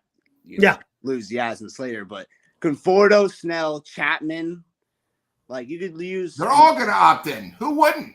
No, Conforto, why would he say no to $1.9 million where he doesn't have to play or pitch? I think Chapman could talk. I think Chapman might leave. He's actually having a decent season for his standards. Because if you actually look at his career stats, like this is on par for where he's at. Okay, but here's my thing. Yeah. Chapman comes in as a defensive wizard. Yep. He's the greatest third baseman since Greg Nettles or, Brooks Robinson. I want you to see do you know how many errors he has this year? Oh, I hope Chapman compared to all the other third basemen. Yep.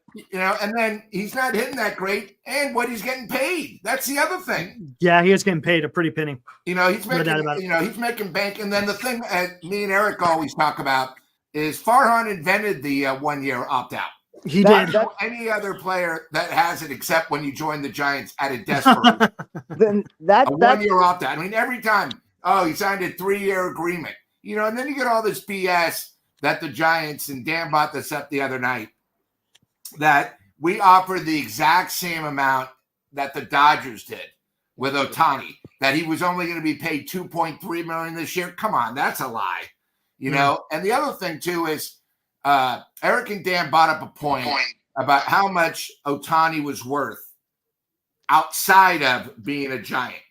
If you go down to Dodger Stadium, I think I saw a stat the other day. They made over, I think it was $38 million. This is the first half of the season, just in jerseys alone of Ohtani. They have 2 bobble giveaways. They had one where you had to buy, and then you had to buy a ticket to get the bobblehead. Then the other one they gave away, and it's been crazy. I mean, you got to remember now, not even the Dodgers, they now have him for what, is it 7 or 8 years? They're going to get this every year.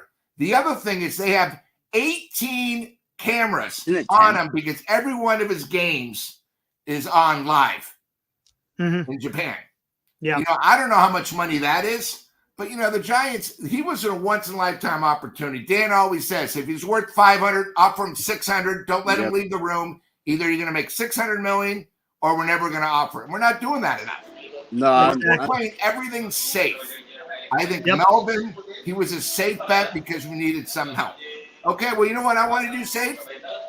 Let's go back to a GM from the Giants had previously and get rid of Farhan because that's a nice safe bet because he was good 8 years ago. Exactly. That's sort of our motto.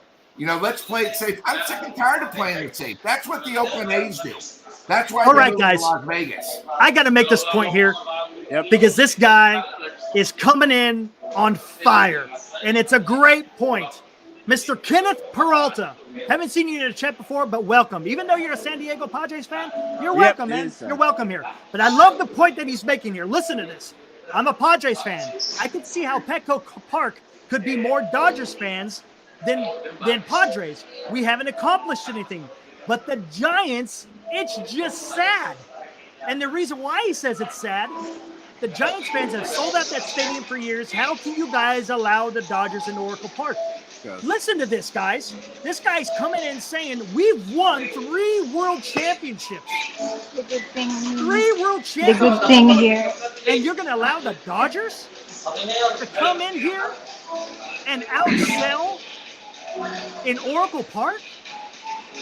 Come on, guys. There's something wrong with that. There's something wrong with that. You got to have a little bit of pride, right? And this isn't the first year, Eric. Remember last year was the same thing? Yeah. So. Hey, Dan, we're picking up a bunch of audio. Oh, there it is. Oh, okay. I'll mute it. That was good. But yeah, great point, Kenneth, because, we should have some pride, right? We should have some pride. We're the San Francisco Giants. We got more championships than the Dodgers. How can you let Dodgers fans out? I shouldn't say it probably wasn't. Well, I don't know. Where do you think it was? You said about 35% was Dodger fans, or is he thinking the other way around? Oh no, it was more than that today. It was more than that. The bleachers alone was probably 85%. They bought 3 sections of the bleachers, Eric. So I don't know how many people those are per. I'll send you on Twitter, Eric, the photo KNBR posted, but I was surprised they posted it. And then they also had another section too. They were buying whole sections today, Eric. Wow. I've never seen anything like it in a Bay Area stadium in my life. I'm way younger than you guys, so you guys can speak on what you guys have seen. But in my lifetime, I've never seen whole sections be bought by, it was pretty insane. Agreed. Hey, mods, if you guys see anything like that, go ahead and just ban them right off the rip. Just go ahead. Just ban them right off the rip. You don't have to ask for permission. You see stuff like that, ban them. All right, with that, let me bring in Kyle. What's up, Kyle? Oh, hello, guys. How's it going? It's going. We got a whole. Hey, Kyle. Hey, is this better? I'm outside Oh now. yeah, that's It way sounds better. great now. I had to Way walk better. out. See, Sound great. my headset. I got my Bose headset on, and it picks up Everything. everything in the background. Yeah, so I know there's people talking around me, so I just walked out Man, here. yeah, but, you sound freaking crystal The clear. scenery's nice too in the back. it's just I'm here at the hotel. Here's the Philippines. That's what I was saying. It's nice. Yeah, tricycles, everything, man. Anyway, guys, I've been in another thread. I won't reveal everything, but I'll just tell you this: the Giants are going nowhere, guys. Oh, I know what you're talking about, Dan. From another land. There he goes. Told you guys Uh-oh. this. There we go. No, we lost Dan. Did we lose me? Oh, I walked away a little No, bit we're too good. far. You're good. You're Hold good. on You're one good. second. You're good. I'm gonna put it on mute because I'm talking to someone at the hotel. Hold on. Oh, my room's ready. Okay, great. Oh, Okay. you got to get I'll be going. Right. I'll be right. I'll be back. I'll be back. All right. Sounds good. Decent. Cool. I'll be back. All right, guys. Dan will be back here shortly. Here, let me bring that up on. And then, hey, Dan, I just sent Eric. I just sent the photo of Ryan that he was talking about to Yeah, your phone. that's okay. You saw it, Lou? I'm sorry. Yes, you saw that photo too. Yeah, I just sent it to Eric. Yeah, good, perfect. Thank you. I'll find it. I'll share it. It's on KMBR, right? Yeah, I just sent it to your phone. The link. It's all you need to see. What is this? It's not good. Nice to meet you, Lou and Ryan. Nice to meet you. Lou, Yes, sir. what the How hell are does you? the rest? What's the rest of your shirt say? Come on, Oh I'm my tired of guessing here. It's only gambling. That's great. I like that shirt. I got it on the big Listen. screen TV, but I got you guys on my phone. I'm like, man, what the heck does his shirt say? Like, Don't be gambling. All right, guys. Here we go. Check this out. Not good. Not good, guys. Never seen this happen. that's terrible. Disgusting.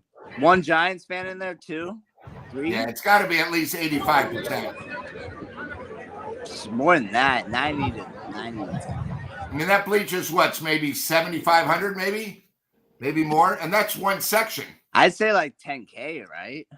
It's always outfield That's out three, there. That's the whole Lou, it's 3 sections, Lou. It's Look, more than Go Go to to the left. It's 3 Yeah, I sections. think there's 8 sections total in the left field bleachers. And they bought 3, it looks like. And Yeah, take pretty over bad. the guest section too. They always bombard, like, obviously it's the away team. So and that's then the outfield. so that's 2 right there.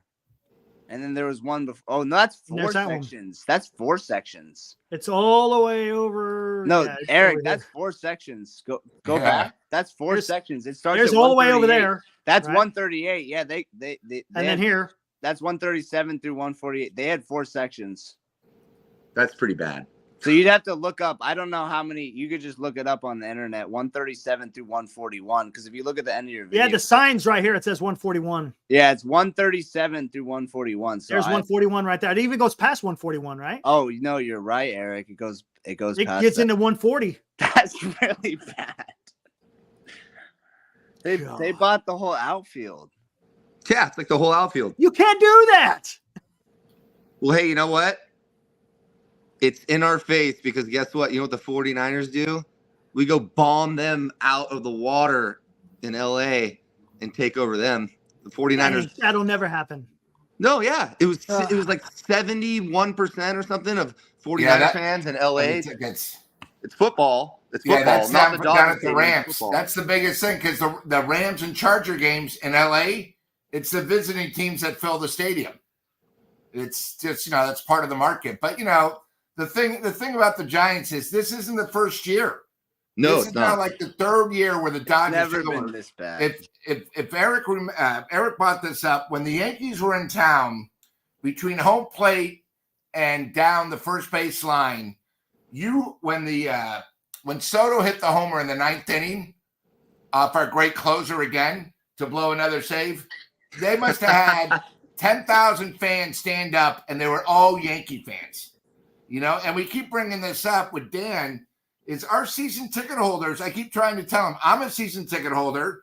In fact, like I said, we're giving 4 front row tickets away, which could be a huge game now. Us against Atlanta, hopefully. But the Giants just are not selling. I mean, why in the hell would you give away a Hawaiian shirt when the Yankees are in town and the Dodgers are in town? Why do you need giveaways like that when you're already going to fill the stadium? You know, and then the thing tomorrow's a joke.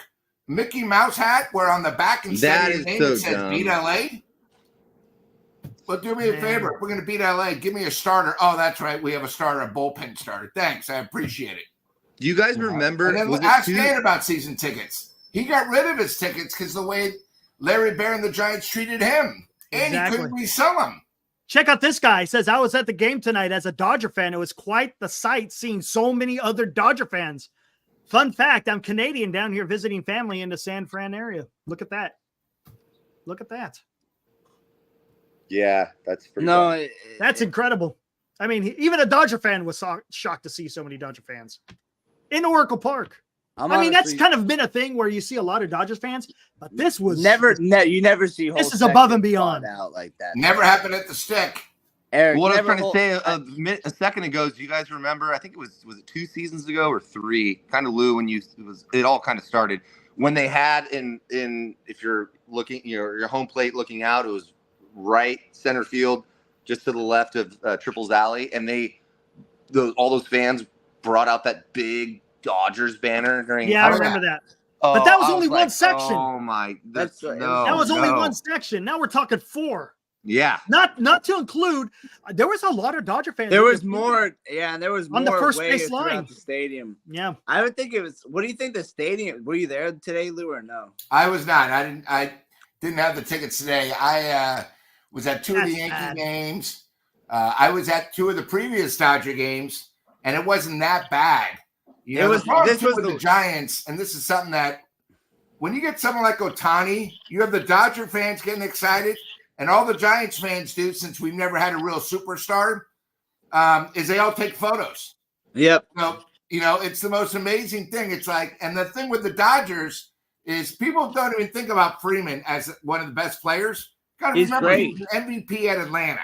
Yeah, he's amazing. He then wanted to play with the Dodgers. You know, Ohtani, yeah, when you watch Ohtani, watch tomorrow if you watch it.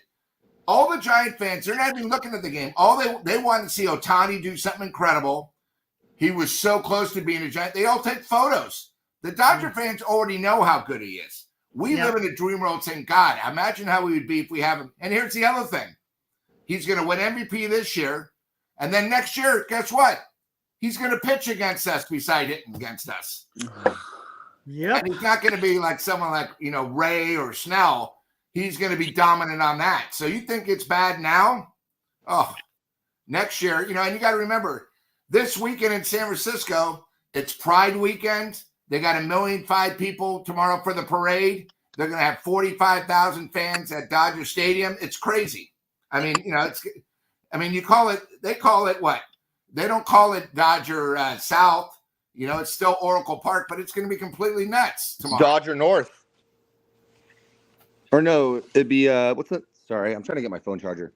Go ahead. Sorry about this. Yeah, I don't know do you guys know what the answer is? Because if you notice today, the Dodgers were more fired up than the Giants. The Giants, you know, the answer is we need more homegrown players, and we need players on longer term contracts. Like I can already tell you just from like talking to the average fan, because you know, a lot of those average fans are kind of around like my age group. Like a lot of the fan base in the bleachers, for example, is the younger age, especially on a weekend day. And you can look right now in the photo. Like people liked how we used to have people, you know, who were playing there every year. Like the problem a lot of people have just from who I talk to, like casual fans, let's call them everydayer, you're not your everydayer, not someone who's going to ever like look at this podcast, just someone who like my mom or like my grandma, right? They all knew Panda. They all knew, you know, Madison Bumgarner. Like you have to have, or I could keep going down the list. Tim Lincecum, you know, Fear the Beard even. Like you have to have these players. You don't necessarily have to draft them. Like even people knew Cody Ross just because he was here like 3 years and he had those moments and like they made a thing. Like the Giants do a really bad job, and this is really Farhan's mentality and the way he signs players. They do these opt-out things where no one wants to buy a jersey of anybody. Like if you go in the fan, if you like go, the A's. Lou can speak to this right now. If you go to a game, I'd say like 30% of the jerseys are old players. They're I not even agree. players that are on the team anymore. Because Mm. like I'll give you an example, and everyone in the chat, and you guys might not even like this. I love Michael Conforto. He's one of my favorite players because I liked him as a Met. Just from like I used to watch him when he was in college, so that's why I liked him because I Fair watched enough. like, college baseball.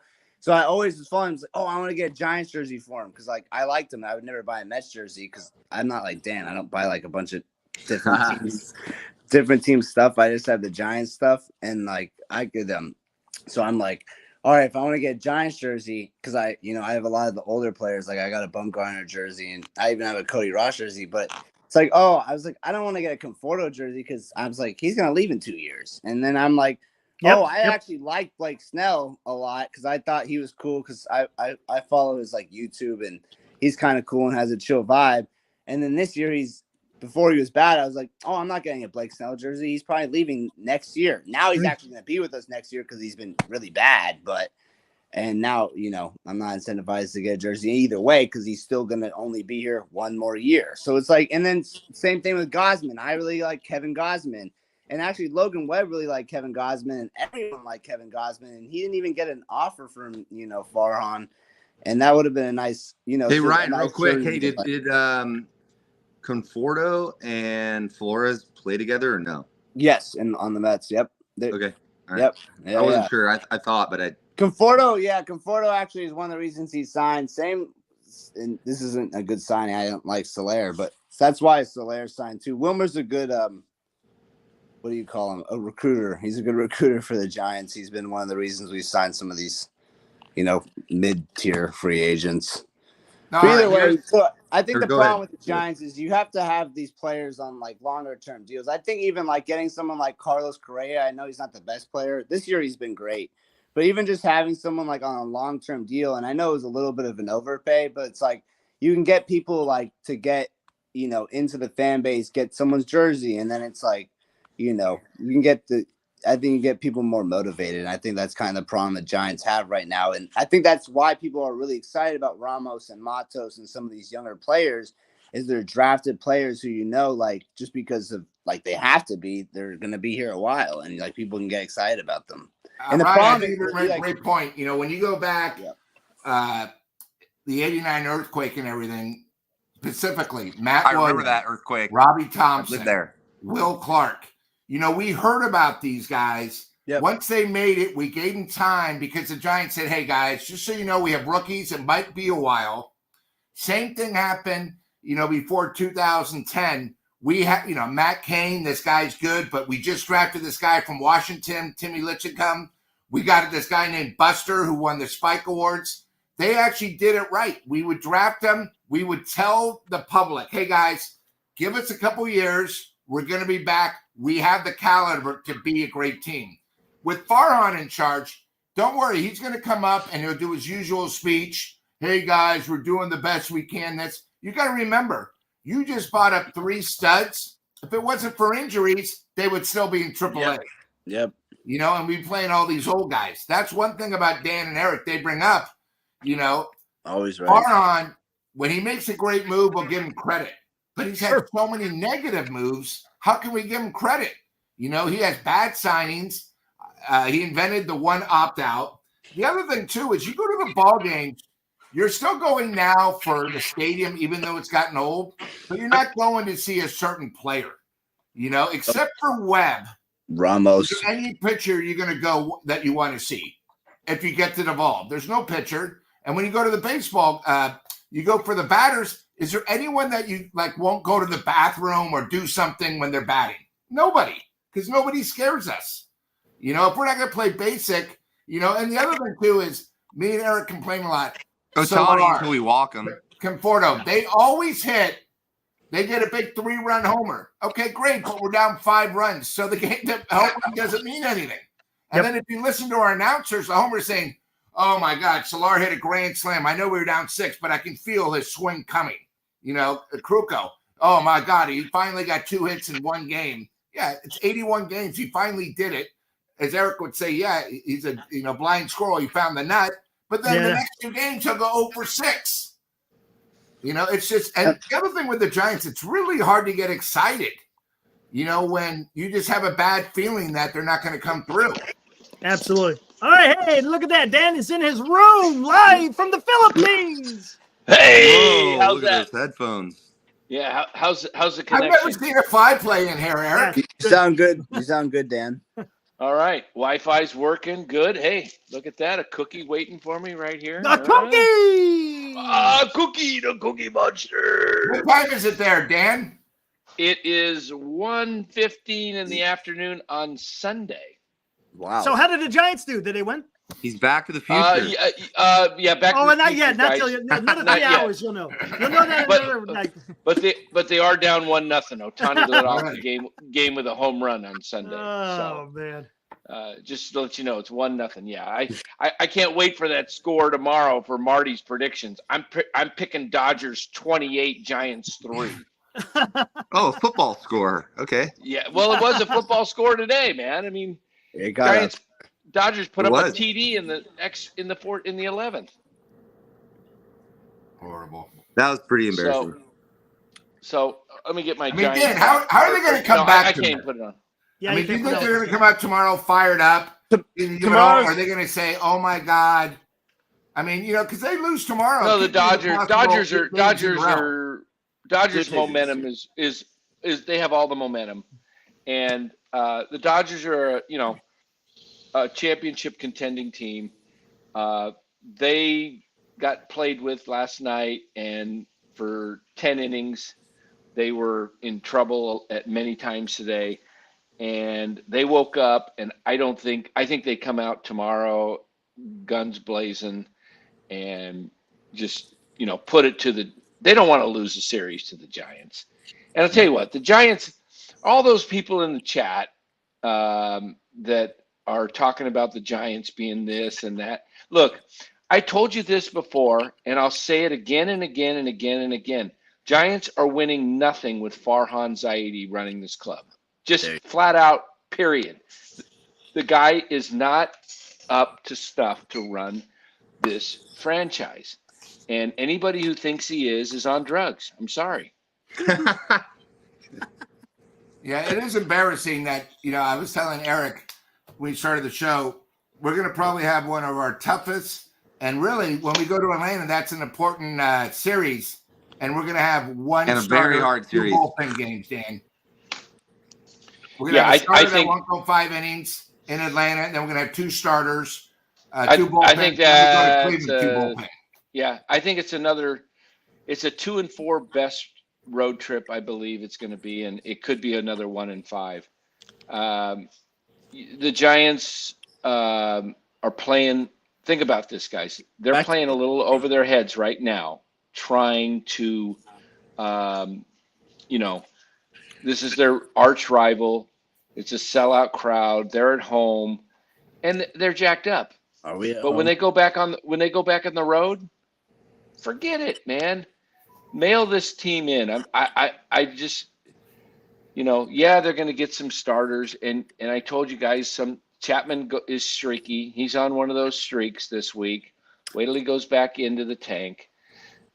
He's going to bounce between 220 and 240 all year, and flip a coin where he ends up, depending on, if he's on an upswing, he might finish closer to 240 at the end of the year. If he's on a downswing toward the end of the year, he might finish closer to 220. And then, Dan, you saw the photo that Ryan was talking about, how the bleachers, the whole entire left field bleachers were all Dodger fans. Dan, it wasn't really a home game today, unfortunately. It was. Did you sell your season ticket? Dan, did you sell your tickets in the club to Dodger fans today? I'm kidding. I don't have my tickets anymore. I got Those rid are of them long 2 gone. years ago. 2 years ago. I'm not renewing for this team. Good call, Dan. I'm not funding Wait till Larry Farhan's Bear. out of here. You have to wait till Farhan's gone. Yeah, I'll have the pick of the litter when Farhan gets out of here. I'll have, You'll get a good deal too, because I understand you keeping your seats, Lou, because you're in on with a group of guys, and they're the best, some of the best seats in the park. So you don't want to give those up. No. But I get my club seats back, or better ones, when they turn it around. But I'll tell you what, they're years away. As long as Farhan, Is Eric frozen or is he? Did he re-sign No, his I'm here. deal though? I'm here. Is there Oh, a okay, chance- okay. I hadn't seen you move for a couple minutes. I just want to make sure I was not you weren't frozen. Okay. I would say as long as Farhan's here, there's not going to be a great interest in this club. The interest of the Giants has waned greatly. Farhan has done a fantastic job of putting it in the dumpster, and they don't have any. Hey, who's their star? Who's the Giants' star? Yeah, we just Name talked me a- about that, Dan. He's got shoulder surgery, Dan. We got probably He's not a Ramos. star, and Ramos is probably not a superstar. I'd say Webb's in the upper tier of pitchers in the league. He's not a superstar, but I'd say just because of the amount of innings he can pitch every year consistently, a lot of any team would take Webb. I would trade Webb. And then in the a other heartbeat. player I would say is Ryan Walker. He's an elite pitcher, and I think a lot of teams would make him a closer, including us. We should trade Duvall and make him a closer. Okay, Yeah, good. Ryan They got brought up a great point before you got on. When you look back in '89, you knew all the kids that we drafted that went through the farm system, like Will Clark, Matt Williams, Robbie Thompson. We gave them a shot. Our GMs told us, hey, we're close. Give us a couple years. And then when you get to like 2008, where we started drafting, we drafted Buster. We had Matt Cain and then Timmy Lincecum, all these guys you heard about.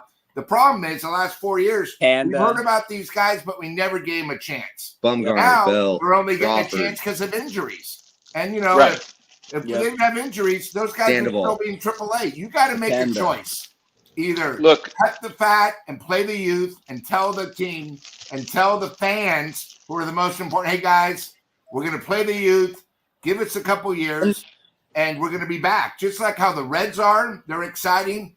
The Indians, they have a bunch of youth guys. And they market their players. Superstar is only getting paid $16 million because he said, I don't need the money. I want to make sure we get guys to come in and believe the Cleveland forgot their name. The Indians' new Guardians. Yeah, Yeah, Guardians. the Look at the Guardians. Orioles. They have Hey, look, nobody guys. over 28. They're all And young. They market their NorCal's- young players. NorCal Sports Network has the brightest, sharpest group of fans because they want to hear truth. And we spit out truth here. We're not sitting here blowing smoke up your yin-yang, okay? I've been telling you this. This team is an average at best team. And if you can't see that by just watching what they do on the field, I mean, good teams don't run into 2 outs from second base to third base. Twice. It just Not once, twice. And that, Yeah. that was For no unfortunate, reason. too, because we had There was the no reason for unfortunate Chapman to take third. And the next batter got a hit, Dan. The Yeah, got a unfortunate double. part about A that double. is both of those would have actually led into runs because Conforto had a double off the wall after that, and then in the inning that Soler got out when he should have just stayed at second, that led into a 6-run inning. So he would have, hypothetically scored as well. So the game probably should have never gone to extra innings because also you pinch hit Slater, who's a strikeout machine, for Conforto, who's actually been playing well as of recently. And then he strikes out in the bottom of the 9th when you have someone on base. So I think there's a lot of managerial questions this game. And then also, like the couple games ago, like pitching Luke Jackson there at the end of that game instead of Taylor Rogers is another mistake. I don't know. There's just a lot of Luke Jackson cannot pitch past the 7th inning. His ERA is like 25. Just go on the Luke Jackson thing real quick, and we can pull this up if you can, Eric. Pull up his career blown saves and his saves. He has more blown saves in his career than saves. He has like 20 blown saves. He has 18 saves. He's like, this isn't just this 1 year thing. Everyone's like, oh yeah, he has a track record. I'm like, no, he doesn't. On the Braves, they demoted him because he had a really low save rate. He's not good in those innings, like ever. Never. What was he demoted to? Like seventh inning guy? Yeah, What? he should be pitching like he should be starting games. Like, so then or not starting necessarily like in the third, like one of those middle relievers you use to throw innings right now, not in Like six any or clutch yeah. situation ever. And everyone's saying, oh, okay, our bullpen's thrown. And I agree with that. But there is a management of the innings you pitch. Why does Ryan Walker need to pitch in the 6th or the 7th inning when he's one of the most? I know he was a little wobbly today. He still didn't give up a run, though. And it's like, why use Luke Jackson in the later innings instead of him or Taylor Rogers? Some of these guys who, they walk a couple guys here or there, but a lot better whiff rate, a lot better strikeout rate, which is what these guys seem to talk about they like, right? These statisticians. Well, Luke Jackson doesn't have any of that. Look at his stats. Like, I don't understand why the stat he's horrible. guys, Him and Slater both should be DFA'd. There's no reason. Totally with you. They don't do anything positive to make the team better. Why are they starting? I don't mind if they're on a 40-man roster. Again, I don't really care about the money, but they have no faith in them. On the Nobody bench, does. they have to be on the bench. Luke Jackson, like whatever he was saying, like he needs to be in a low leverage situation. He needs to be throwing innings like to junk innings. Like if you were gonna throw a position player, that's where Luke Jackson should be. And I heard that actually like on a different podcast from someone on 90, I think it was 95.7 The Game. Someone said that, and I was like, you know what? That was the most accurate statement I've heard from a Giants fan lately. I got a question. It was my main question that why I hit the link. And it'd be kind of funny, maybe the chat, Eric, you do a poll, who knows, who cares, but concern or no concern. I'm glad, Dan, you're up on here too. And maybe it's just me, and if I were to vote, I would say, I can't see the chat, but I would say not a concern. And I'm all in behind Ramos. Like, love that he's up. Keep him up. Keep it rolling. He's a big leaguer. I think I've seen about 3 or 4 times now, at least 3, maybe 4. He's so athletic. He's overrunning it. And did you see him run down that ball in center field today? Yeah, but the ball is hit, and he's so athletic, he could rob a couple of those balls or a home run ball. Like, they're not like he robbed a triple today. He could. Yeah, I missed some of that. He did. My family just got to San Diego, but like haven't we seen him turn his back and just let the ball go off the wall directly to him? He feels it great, but like, man, you can't jump up and grab that. So I'm not saying that's a concern, but like, too, they said maybe he doesn't want to get hurt. Have his glasses on. Hey, you got that super chat in there too, right? Eric, Tommy Huxley, did you already do that one? I think I might have. If I haven't, Tommy Huxley, $2. Howard, Ahmed, Slater, Jelly saying they're all trash. Jelly hasn't been trash. He was trash because he couldn't get pulled out. They had to run with him. Yeah, he's overworked. He got overworked. He's been pitching a lot, and I think. And they couldn't go. There was no one else in the bullpen to go to. He was in, man. He was the last line of defense, man. Yeah. But there's 78 Howard, I would say with Howard, Howard's mid, but he's an inning hitter right now, and unfortunately, due to the starting lineup at this point, he kind of has to pitch. But I'm with you on Ahmed and Slater. They gotta go. Yeah. Yes. Ahmed and Slater for sure. Howard, we could. He's got to just pitch. He's got value right now. Jelly's got value. But maybe it shows that maybe Jelly can't be a starting pitcher. Maybe he's a 1 or 2 inning guy, and that's it. I think you're exactly right, Eric. I was thinking the same that answered the question because we were wondering Eric, about that. I said the same thing. I said he could. I was like, he can go 5 innings. This guy's huge, and he can because we've seen him throw a lot of pitches lately.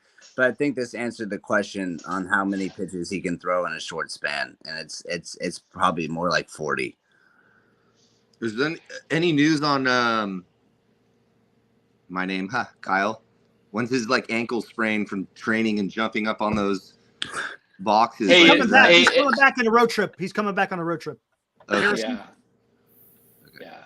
But that's going to be tough, man. If they bring him back during this Atlanta series, it's going to be tough, man. So, who goes down, VR or another pitcher? Ooh. I think VR's running out of options. They were saying, they can't afford to send down a pitcher. Yeah, that's what I mean. Eric, weren't they saying VR's running out of options? Though I heard them saying today on the broadcast. Who cares? Honestly, come on. I mean, Yeah, I mean, it doesn't matter. VR. VR's not something you worry about No. losing. No, Right. I know. I'm just saying. You might Also, want to trade him. did you guys mention Fitzgerald? Did you talk about that yet? Not We yet. talked about how he pinch ran for Soler and then got pinch hit Right. for VR. Yeah. Yeah. Why does he pinch run in a key situation and not steal? Yep. Why do you bring this guy in? What's the purpose of him on the Because we don't team? steal. It's because We're they the got Giants. scared. They got scared because what happens with this team, if you saw the other game, and I don't know if you guys, I watch every single game, and I probably shouldn't, but I end up doing it because I actually work from home, so I end up watching every single game. And the other game, I forget, the first game, someone got caught stealing, and then in the same game, Estrada got caught stealing, but it was actually a strike 3. And then after that, we had some opportunities to steal again, and they don't steal. And then today, Chapman tries to steal third. He gets but that's dumb. That was dumb. Here's no, the exactly. thing. But this team just doesn't have guts. It's like they try one time and then they just give up. Well, you steal from first base. You steal from first base off the pitcher. I was listening to the Dodgers radio broadcast because I couldn't get the. I was going back and forth between the Giants and Dodgers. They were saying that when Fitzgerald was the pitch time was to the plate was over 1.7, and they said terrible. that's crazy slow. They go, how you couldn't run on that? What the heck is the Giants doing? He's not even taking off. My goodness, you got a guy that can steal second and third, but you don't even let him try. I mean, you know why? They got spooked because freaking Chapman got thrown out taking third. I understand that, but that's different. That's different from stealing second. No, I get it. It was the lot. But that's what they're thinking. I guarantee that's what they were thinking. It was the outs. Farhan called them. I guarantee. I heard from somebody. It was on 95.7 The Game, and I don't know how tapped in those guys are, but I heard on their radio show because I like listening to it when I drive to work sometimes and to do stuff. But anyways, they were saying that that Farhan calls them during the games sometimes. So I don't know if that's true or not, but I would not be shocked if he's calling them. It would not be shocking. Oh, Look no. at Kenneth Farhan's Peralta. I'm sorry. Farhan's got his fingerprints all over this organization. 100%. That's why it's dog crap, guys. I mean, it's look, they're fortunate to win last night. Webb pitched well. Today they hit well. Glasnow was off, and you still couldn't beat him. What does that tell you? Well, Kenneth Peralta right here says exactly. He goes, that Dodgers lineup is just nasty from top to bottom. You can't keep them quiet for 11 innings. You can't. You keep them in the game. You're asking to get your ass handed to you. Hey, what was said? Somebody was talking about what John Smoltz said about Slater, and I cut out. Oh, yeah, I he missed said that part. He said, what did he say? He said, Slater, in the past, he was an excellent hitter against lefties. He's like, but this year, he's not even doing that, or something to that effect. He's got reverse. Why are we benching Matos, Conforto, and all these other, like, earlier in the year they were doing it with Ramos for Slater, and it's like, Slater is hitting worse against lefties than Conforto, Wisely, and all these guys. He's pinch hitting. I know. Them. So it's like, let me see the stats because these stat guys, right? Because I was looking at Conforto. I was looking up these lefties guys because I heard on Cody's podcast the other day, and he was saying like, I don't understand this year because like what Bochy used to do, and I agree with this. Like baseball is a stats game, but it's also year to year. People have different stats. That's why people have hot years. That's why you have MVPs. Who are just one-time MVPs, and I think Farhan goes with these career stats way too much. Like just because Slater is a career great, pinch hitter, or he's a career great against lefties, we need to look at the last 500 at-bats. In the last 500 at-bats he's had, he's been really terrible, right? Well, and Smoltz even said that he's playing for a job right now just to stay on the roster. That's But why are you pinch hitting him for like Conforto and Matos, and then they'll have Conforto pinch it for Matos, and then Slater pinch it for Conforto. And maybe they're giving that rope for him to hang him with. I don't know. I don't know. I just think the pinch hitting stuff too. I will say I feel like I heard a lot of the guys saying in the spring training they were excited for Melvin to be coaching because they were excited to have full-time jobs because the pinch hitting stuff really isn't for everybody. Like it can get you out of rhythm. True. And it's like when you have someone hot, and it's like I saw that again, like I said earlier, with Bailey, Wisely, all the lefties. They do that all the time with them. And it's like just play them when they're hitting well. And it's like you don't need You to never. Farhan doesn't do the eye test. He Hey, doesn't. believe Dan, there's in the another eye thing test. that Smoltz said as well. He says They're the not going to be Giants- buyers. Yeah, Giants are going to be buyers. He said it's because all the pitchers that are coming, just like I said, when the pitchers Yep, come back, that's yep. going to be it. And you know what else he said? When Doval came in, he says, this is the guy the Giants need to sell. Yeah, we've been He saying said that, Doval. and Yep. saying that today. Farhan called Fox today and he said, hey, make sure you sell that. Because I don't know if you guys were seeing today he was saying the Giants don't need him. No, I swear to God, this is a direct quote. The Giants don't even really need to make the trade because all these pitchers they have, and they had a list, and Ken Rosen went over the list, and he's like, oh, look at all these pitchers they're getting back. And I was like, oh my God, Farhan has them too. Well, hey, we got AJ Pollock in contention.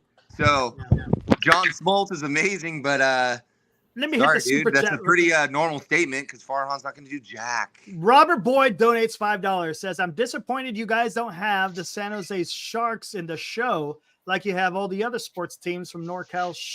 NorCal. Sharks are the forgotten team. Yep, they're forgotten. Thanks for the $5 though, Robert. Appreciate it, man. Hey, Eric. I can't say Eric. nothing because I don't know enough about San Jose. Eric, the one thing about the Sharks, obviously Robert is very excited about the draft last night. Yeah. The got it. NHL. Ned Coletti was They got the first pick, number 11. Nick Coletti, who's a guest on the show many times, is part of the Sharks. So we do talk about him a lot. The other thing, Robert, is even though the Giants have been horrible the last 2 years, the Sharks have been worse. Yep. So when the Sharks can be 500, and if you notice how bad Oracle's been empty, if you go to some of these Shark games, they're barely filling the place. The last 2 years, they haven't been good. All they got to do is be 500 or better, and we'll always talk about them on this show. But I'm glad you're excited about the draft. But you got to remember, these guys, maybe the number one pick, they're not going to be solid for at least another 2 years. Yeah. You know, Yeah. they made some bad decisions. Their previous GM and some of the people for the Sharks made bad moves, and that's what's led to the team now. Sort of like what Farhan has done. His moves have been a disaster, and look at the Giants. That's all I want to talk about. Robert, I mean, you're excited. It's been 24 hours since the draft. But remember, the season doesn't start for another 3 months.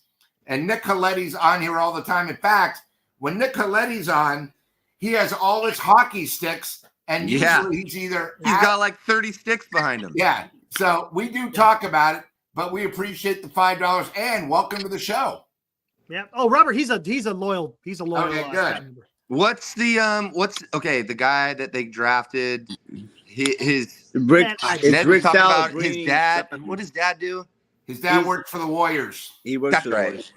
Okay. his dad's the trainer, head trainer. He's the one that calls all the shots when guys are Okay. Yeah. hurt and who's coming back, when they're going to come back, how they're going to There you rehab go. them. We talked more about the Sharks tonight than we did about the A's.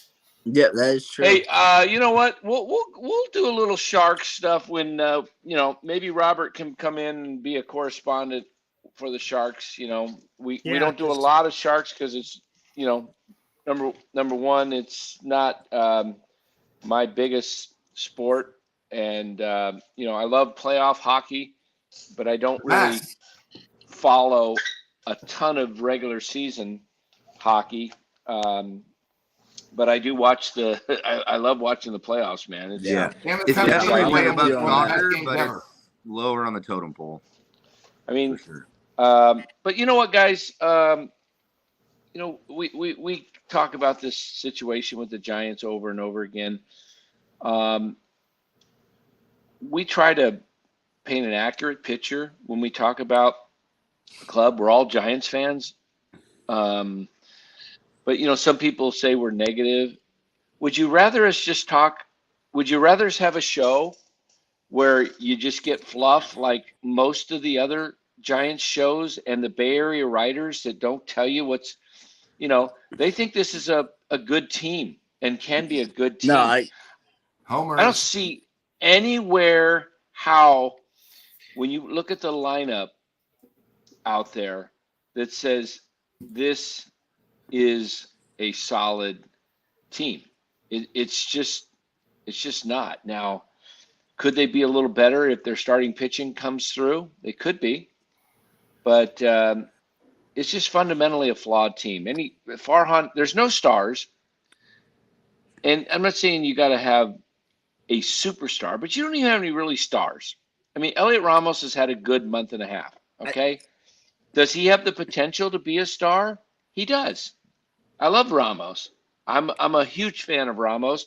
He's got the tools, but look, guys, how many first half wonders have we seen? Remember Cedric Mullins? JD Davis last year.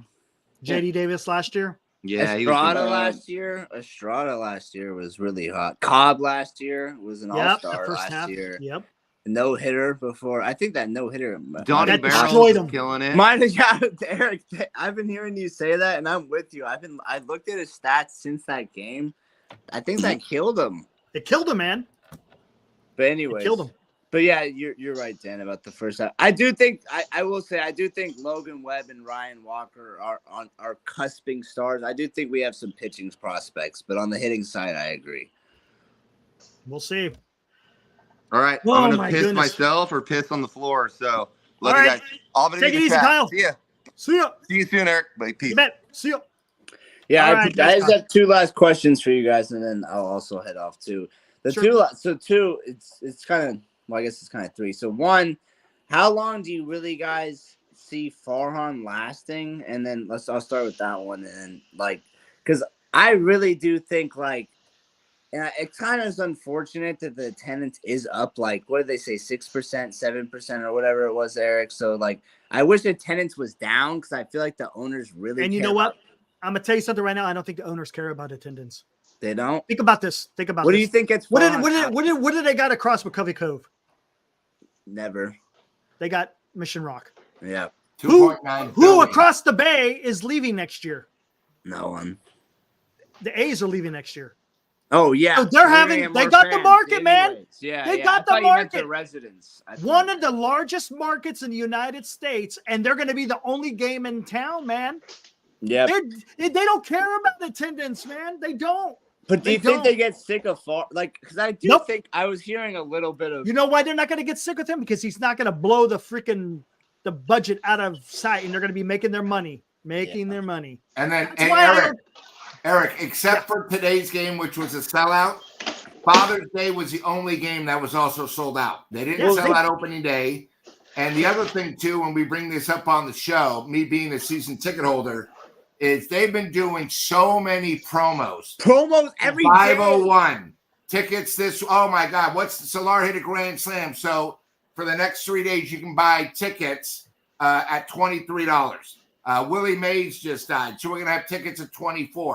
For Father's Day, they had buy one get one free tickets for $49. So their attendance might be up, but they're not making money from the tickets. You know, it's sort of amazing. Being a season ticket holder, our tickets are done by different tiers of games. So Dodger games, Yankee games, and the A's are tier 1. So they're the most expensive that I have to pay.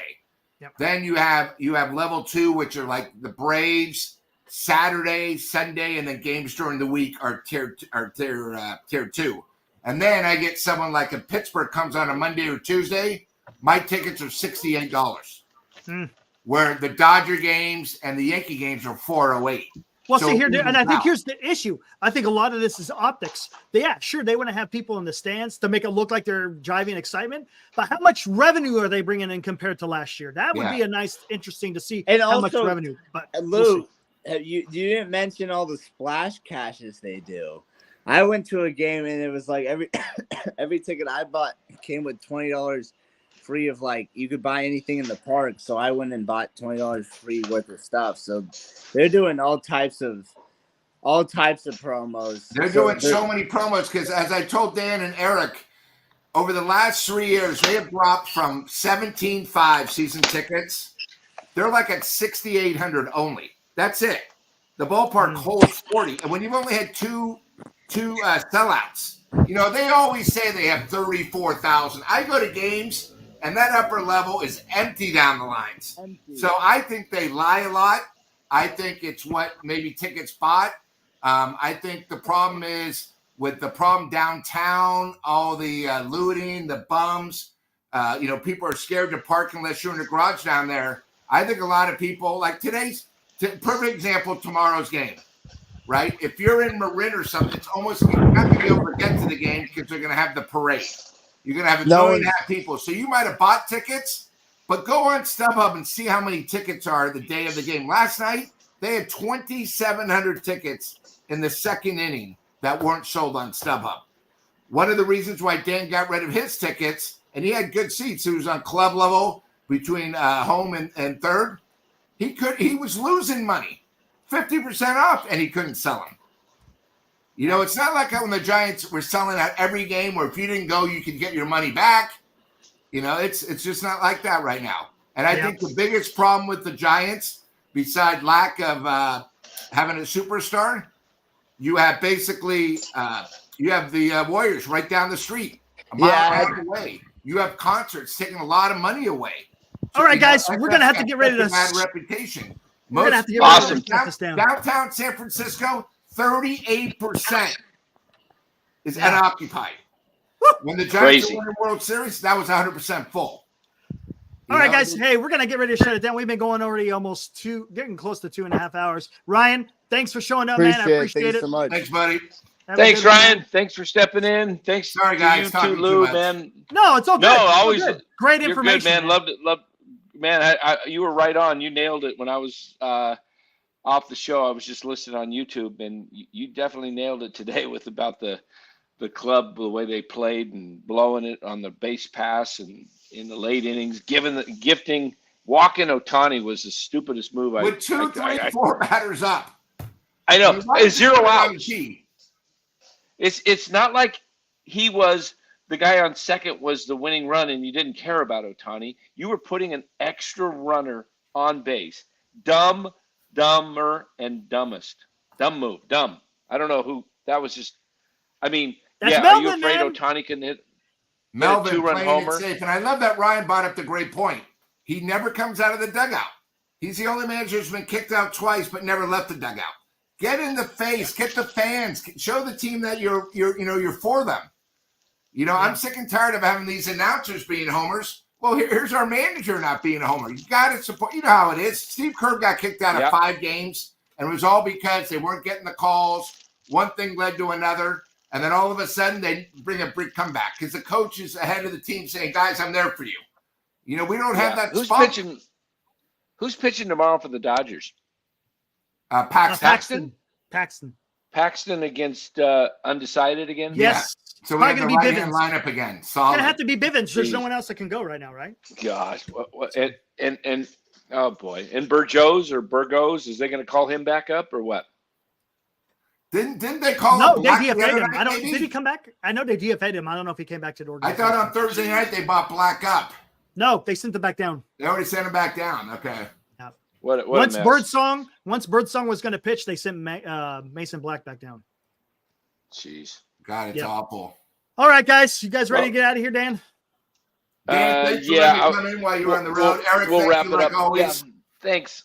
Tomorrow's game's at 1:15, which is what time is it now there? It's 10:49, almost 10:50 p.m. Yeah. Okay, so the Giants game comes on at 1:15. No, it's actually 4:05 tomorrow. No, it was 4:05 Eastern time, Eric. I looked. So it's 1:05. Oh, yeah. How come they're showing it? Today's was 4:15. Okay. Why did they show that on my baseball? Yeah, because of the app. Let me look here. I'm gonna. So it's probably more like the game will probably end about 4:30, 4 o'clock. Yeah, but we come on later anyways. Tomorrow's game is 1:05. Oh, it says Monday here. 4:05 a.m. for me. Okay. Ah, crud. That was 1 Yeah, but we're not going to go on till 8:30 that night, though. That's right. Which is what time here? Isn't it like 11 o'clock or 11:30 or something like that over there? Yeah, it'd be 11:30, and I'm checking out at 12. And so then, hey, maybe we'll Dan, come what on. I'll do is I'll send you a text tomorrow about 6, making sure Dan's okay. And if he's not, and you need me, because I know it's tough to do by yourself. Oh, no worry. Yeah, I appreciate that. Cool. You know what I mean? I'll just say, hey, is Yeah. Dan with you tonight? You can say yes. If not, hey, if you need somebody, just let me know. All right. Maybe come on at 8. Maybe come on at 8, and I can do about. I could probably do about 45 minutes or 45 something? minutes. Yeah. Okay. But I love the 5-pack tonight. It's the first time I've ever seen it with 5 guys. But Oh, yeah, we had- And the other Dan. Yeah. That's cool. There's been That's a few cool. times. All right, Lou. All right. All right, Lou. Appreciate you, man. No Take problem. it easy, Anytime, brother. guys. At least we had a good game to talk about. Yeah, I That know. was at least it was entertaining. Yeah, it wasn't it? Yeah. Yeah. All right, Lou. 14-7 sounds like a blowout, but it went 11. So I know. We'll see All you tomorrow, right. Lou. Thanks again, All man. right, guys. Okay. Thanks. Thanks, Lou. There was Lou. All right, man.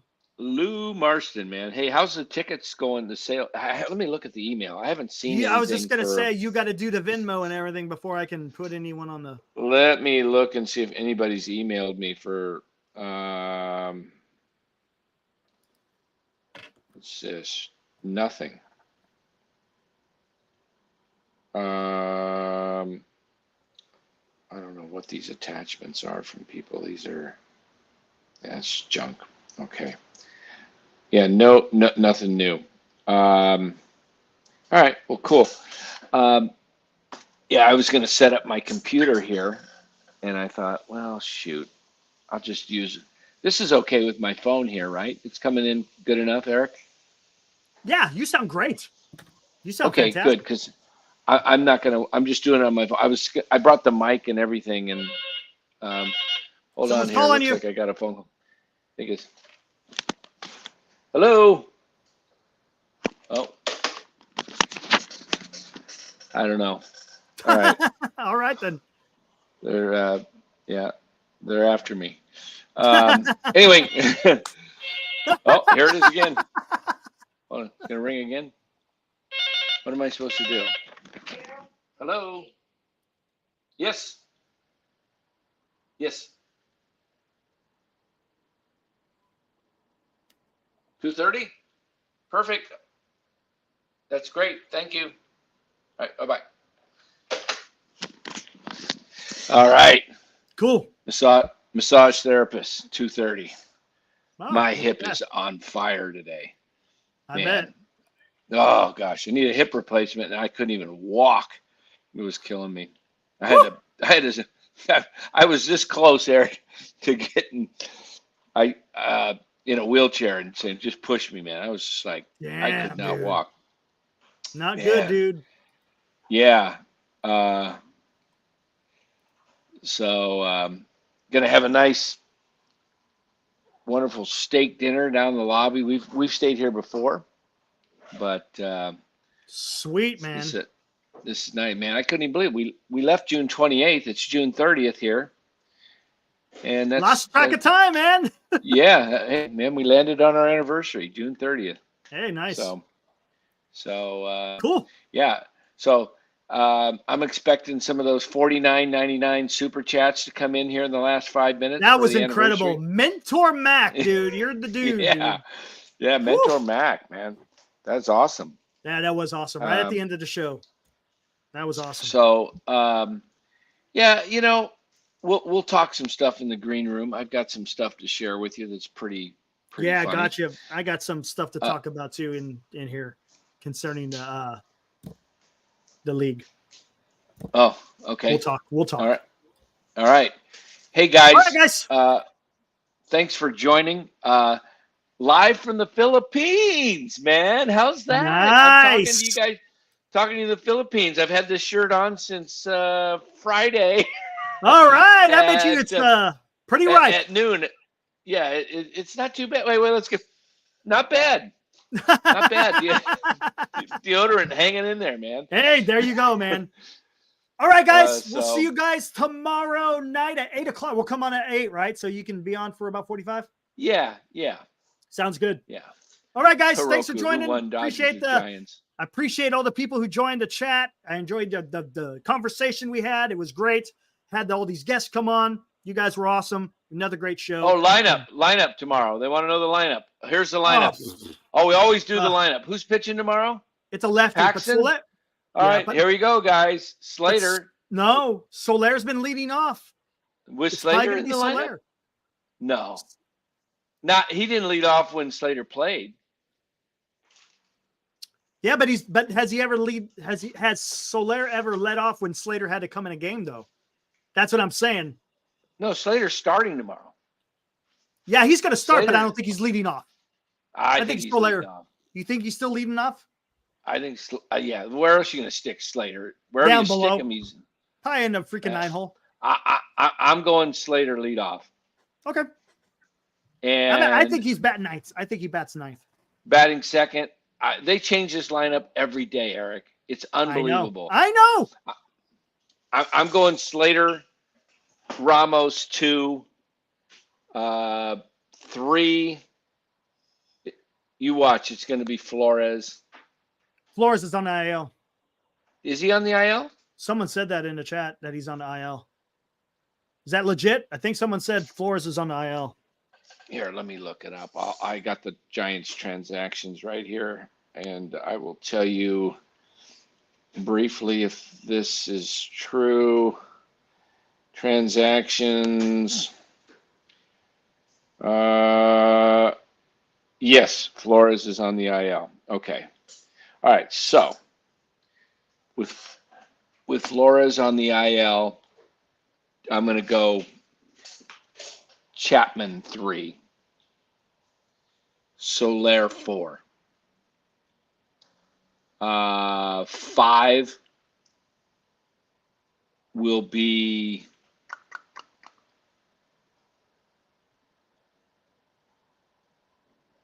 I don't know if they're going to go Bailey. I bet you they'll go Bailey, even though he's hitting right-handed. I'll put Bailey 5. 6, Matos in left field. 7, VR. 8, Wisely, second base. 9, Ahmed. All right. That's All right. what I'm calling. Fair enough. So that was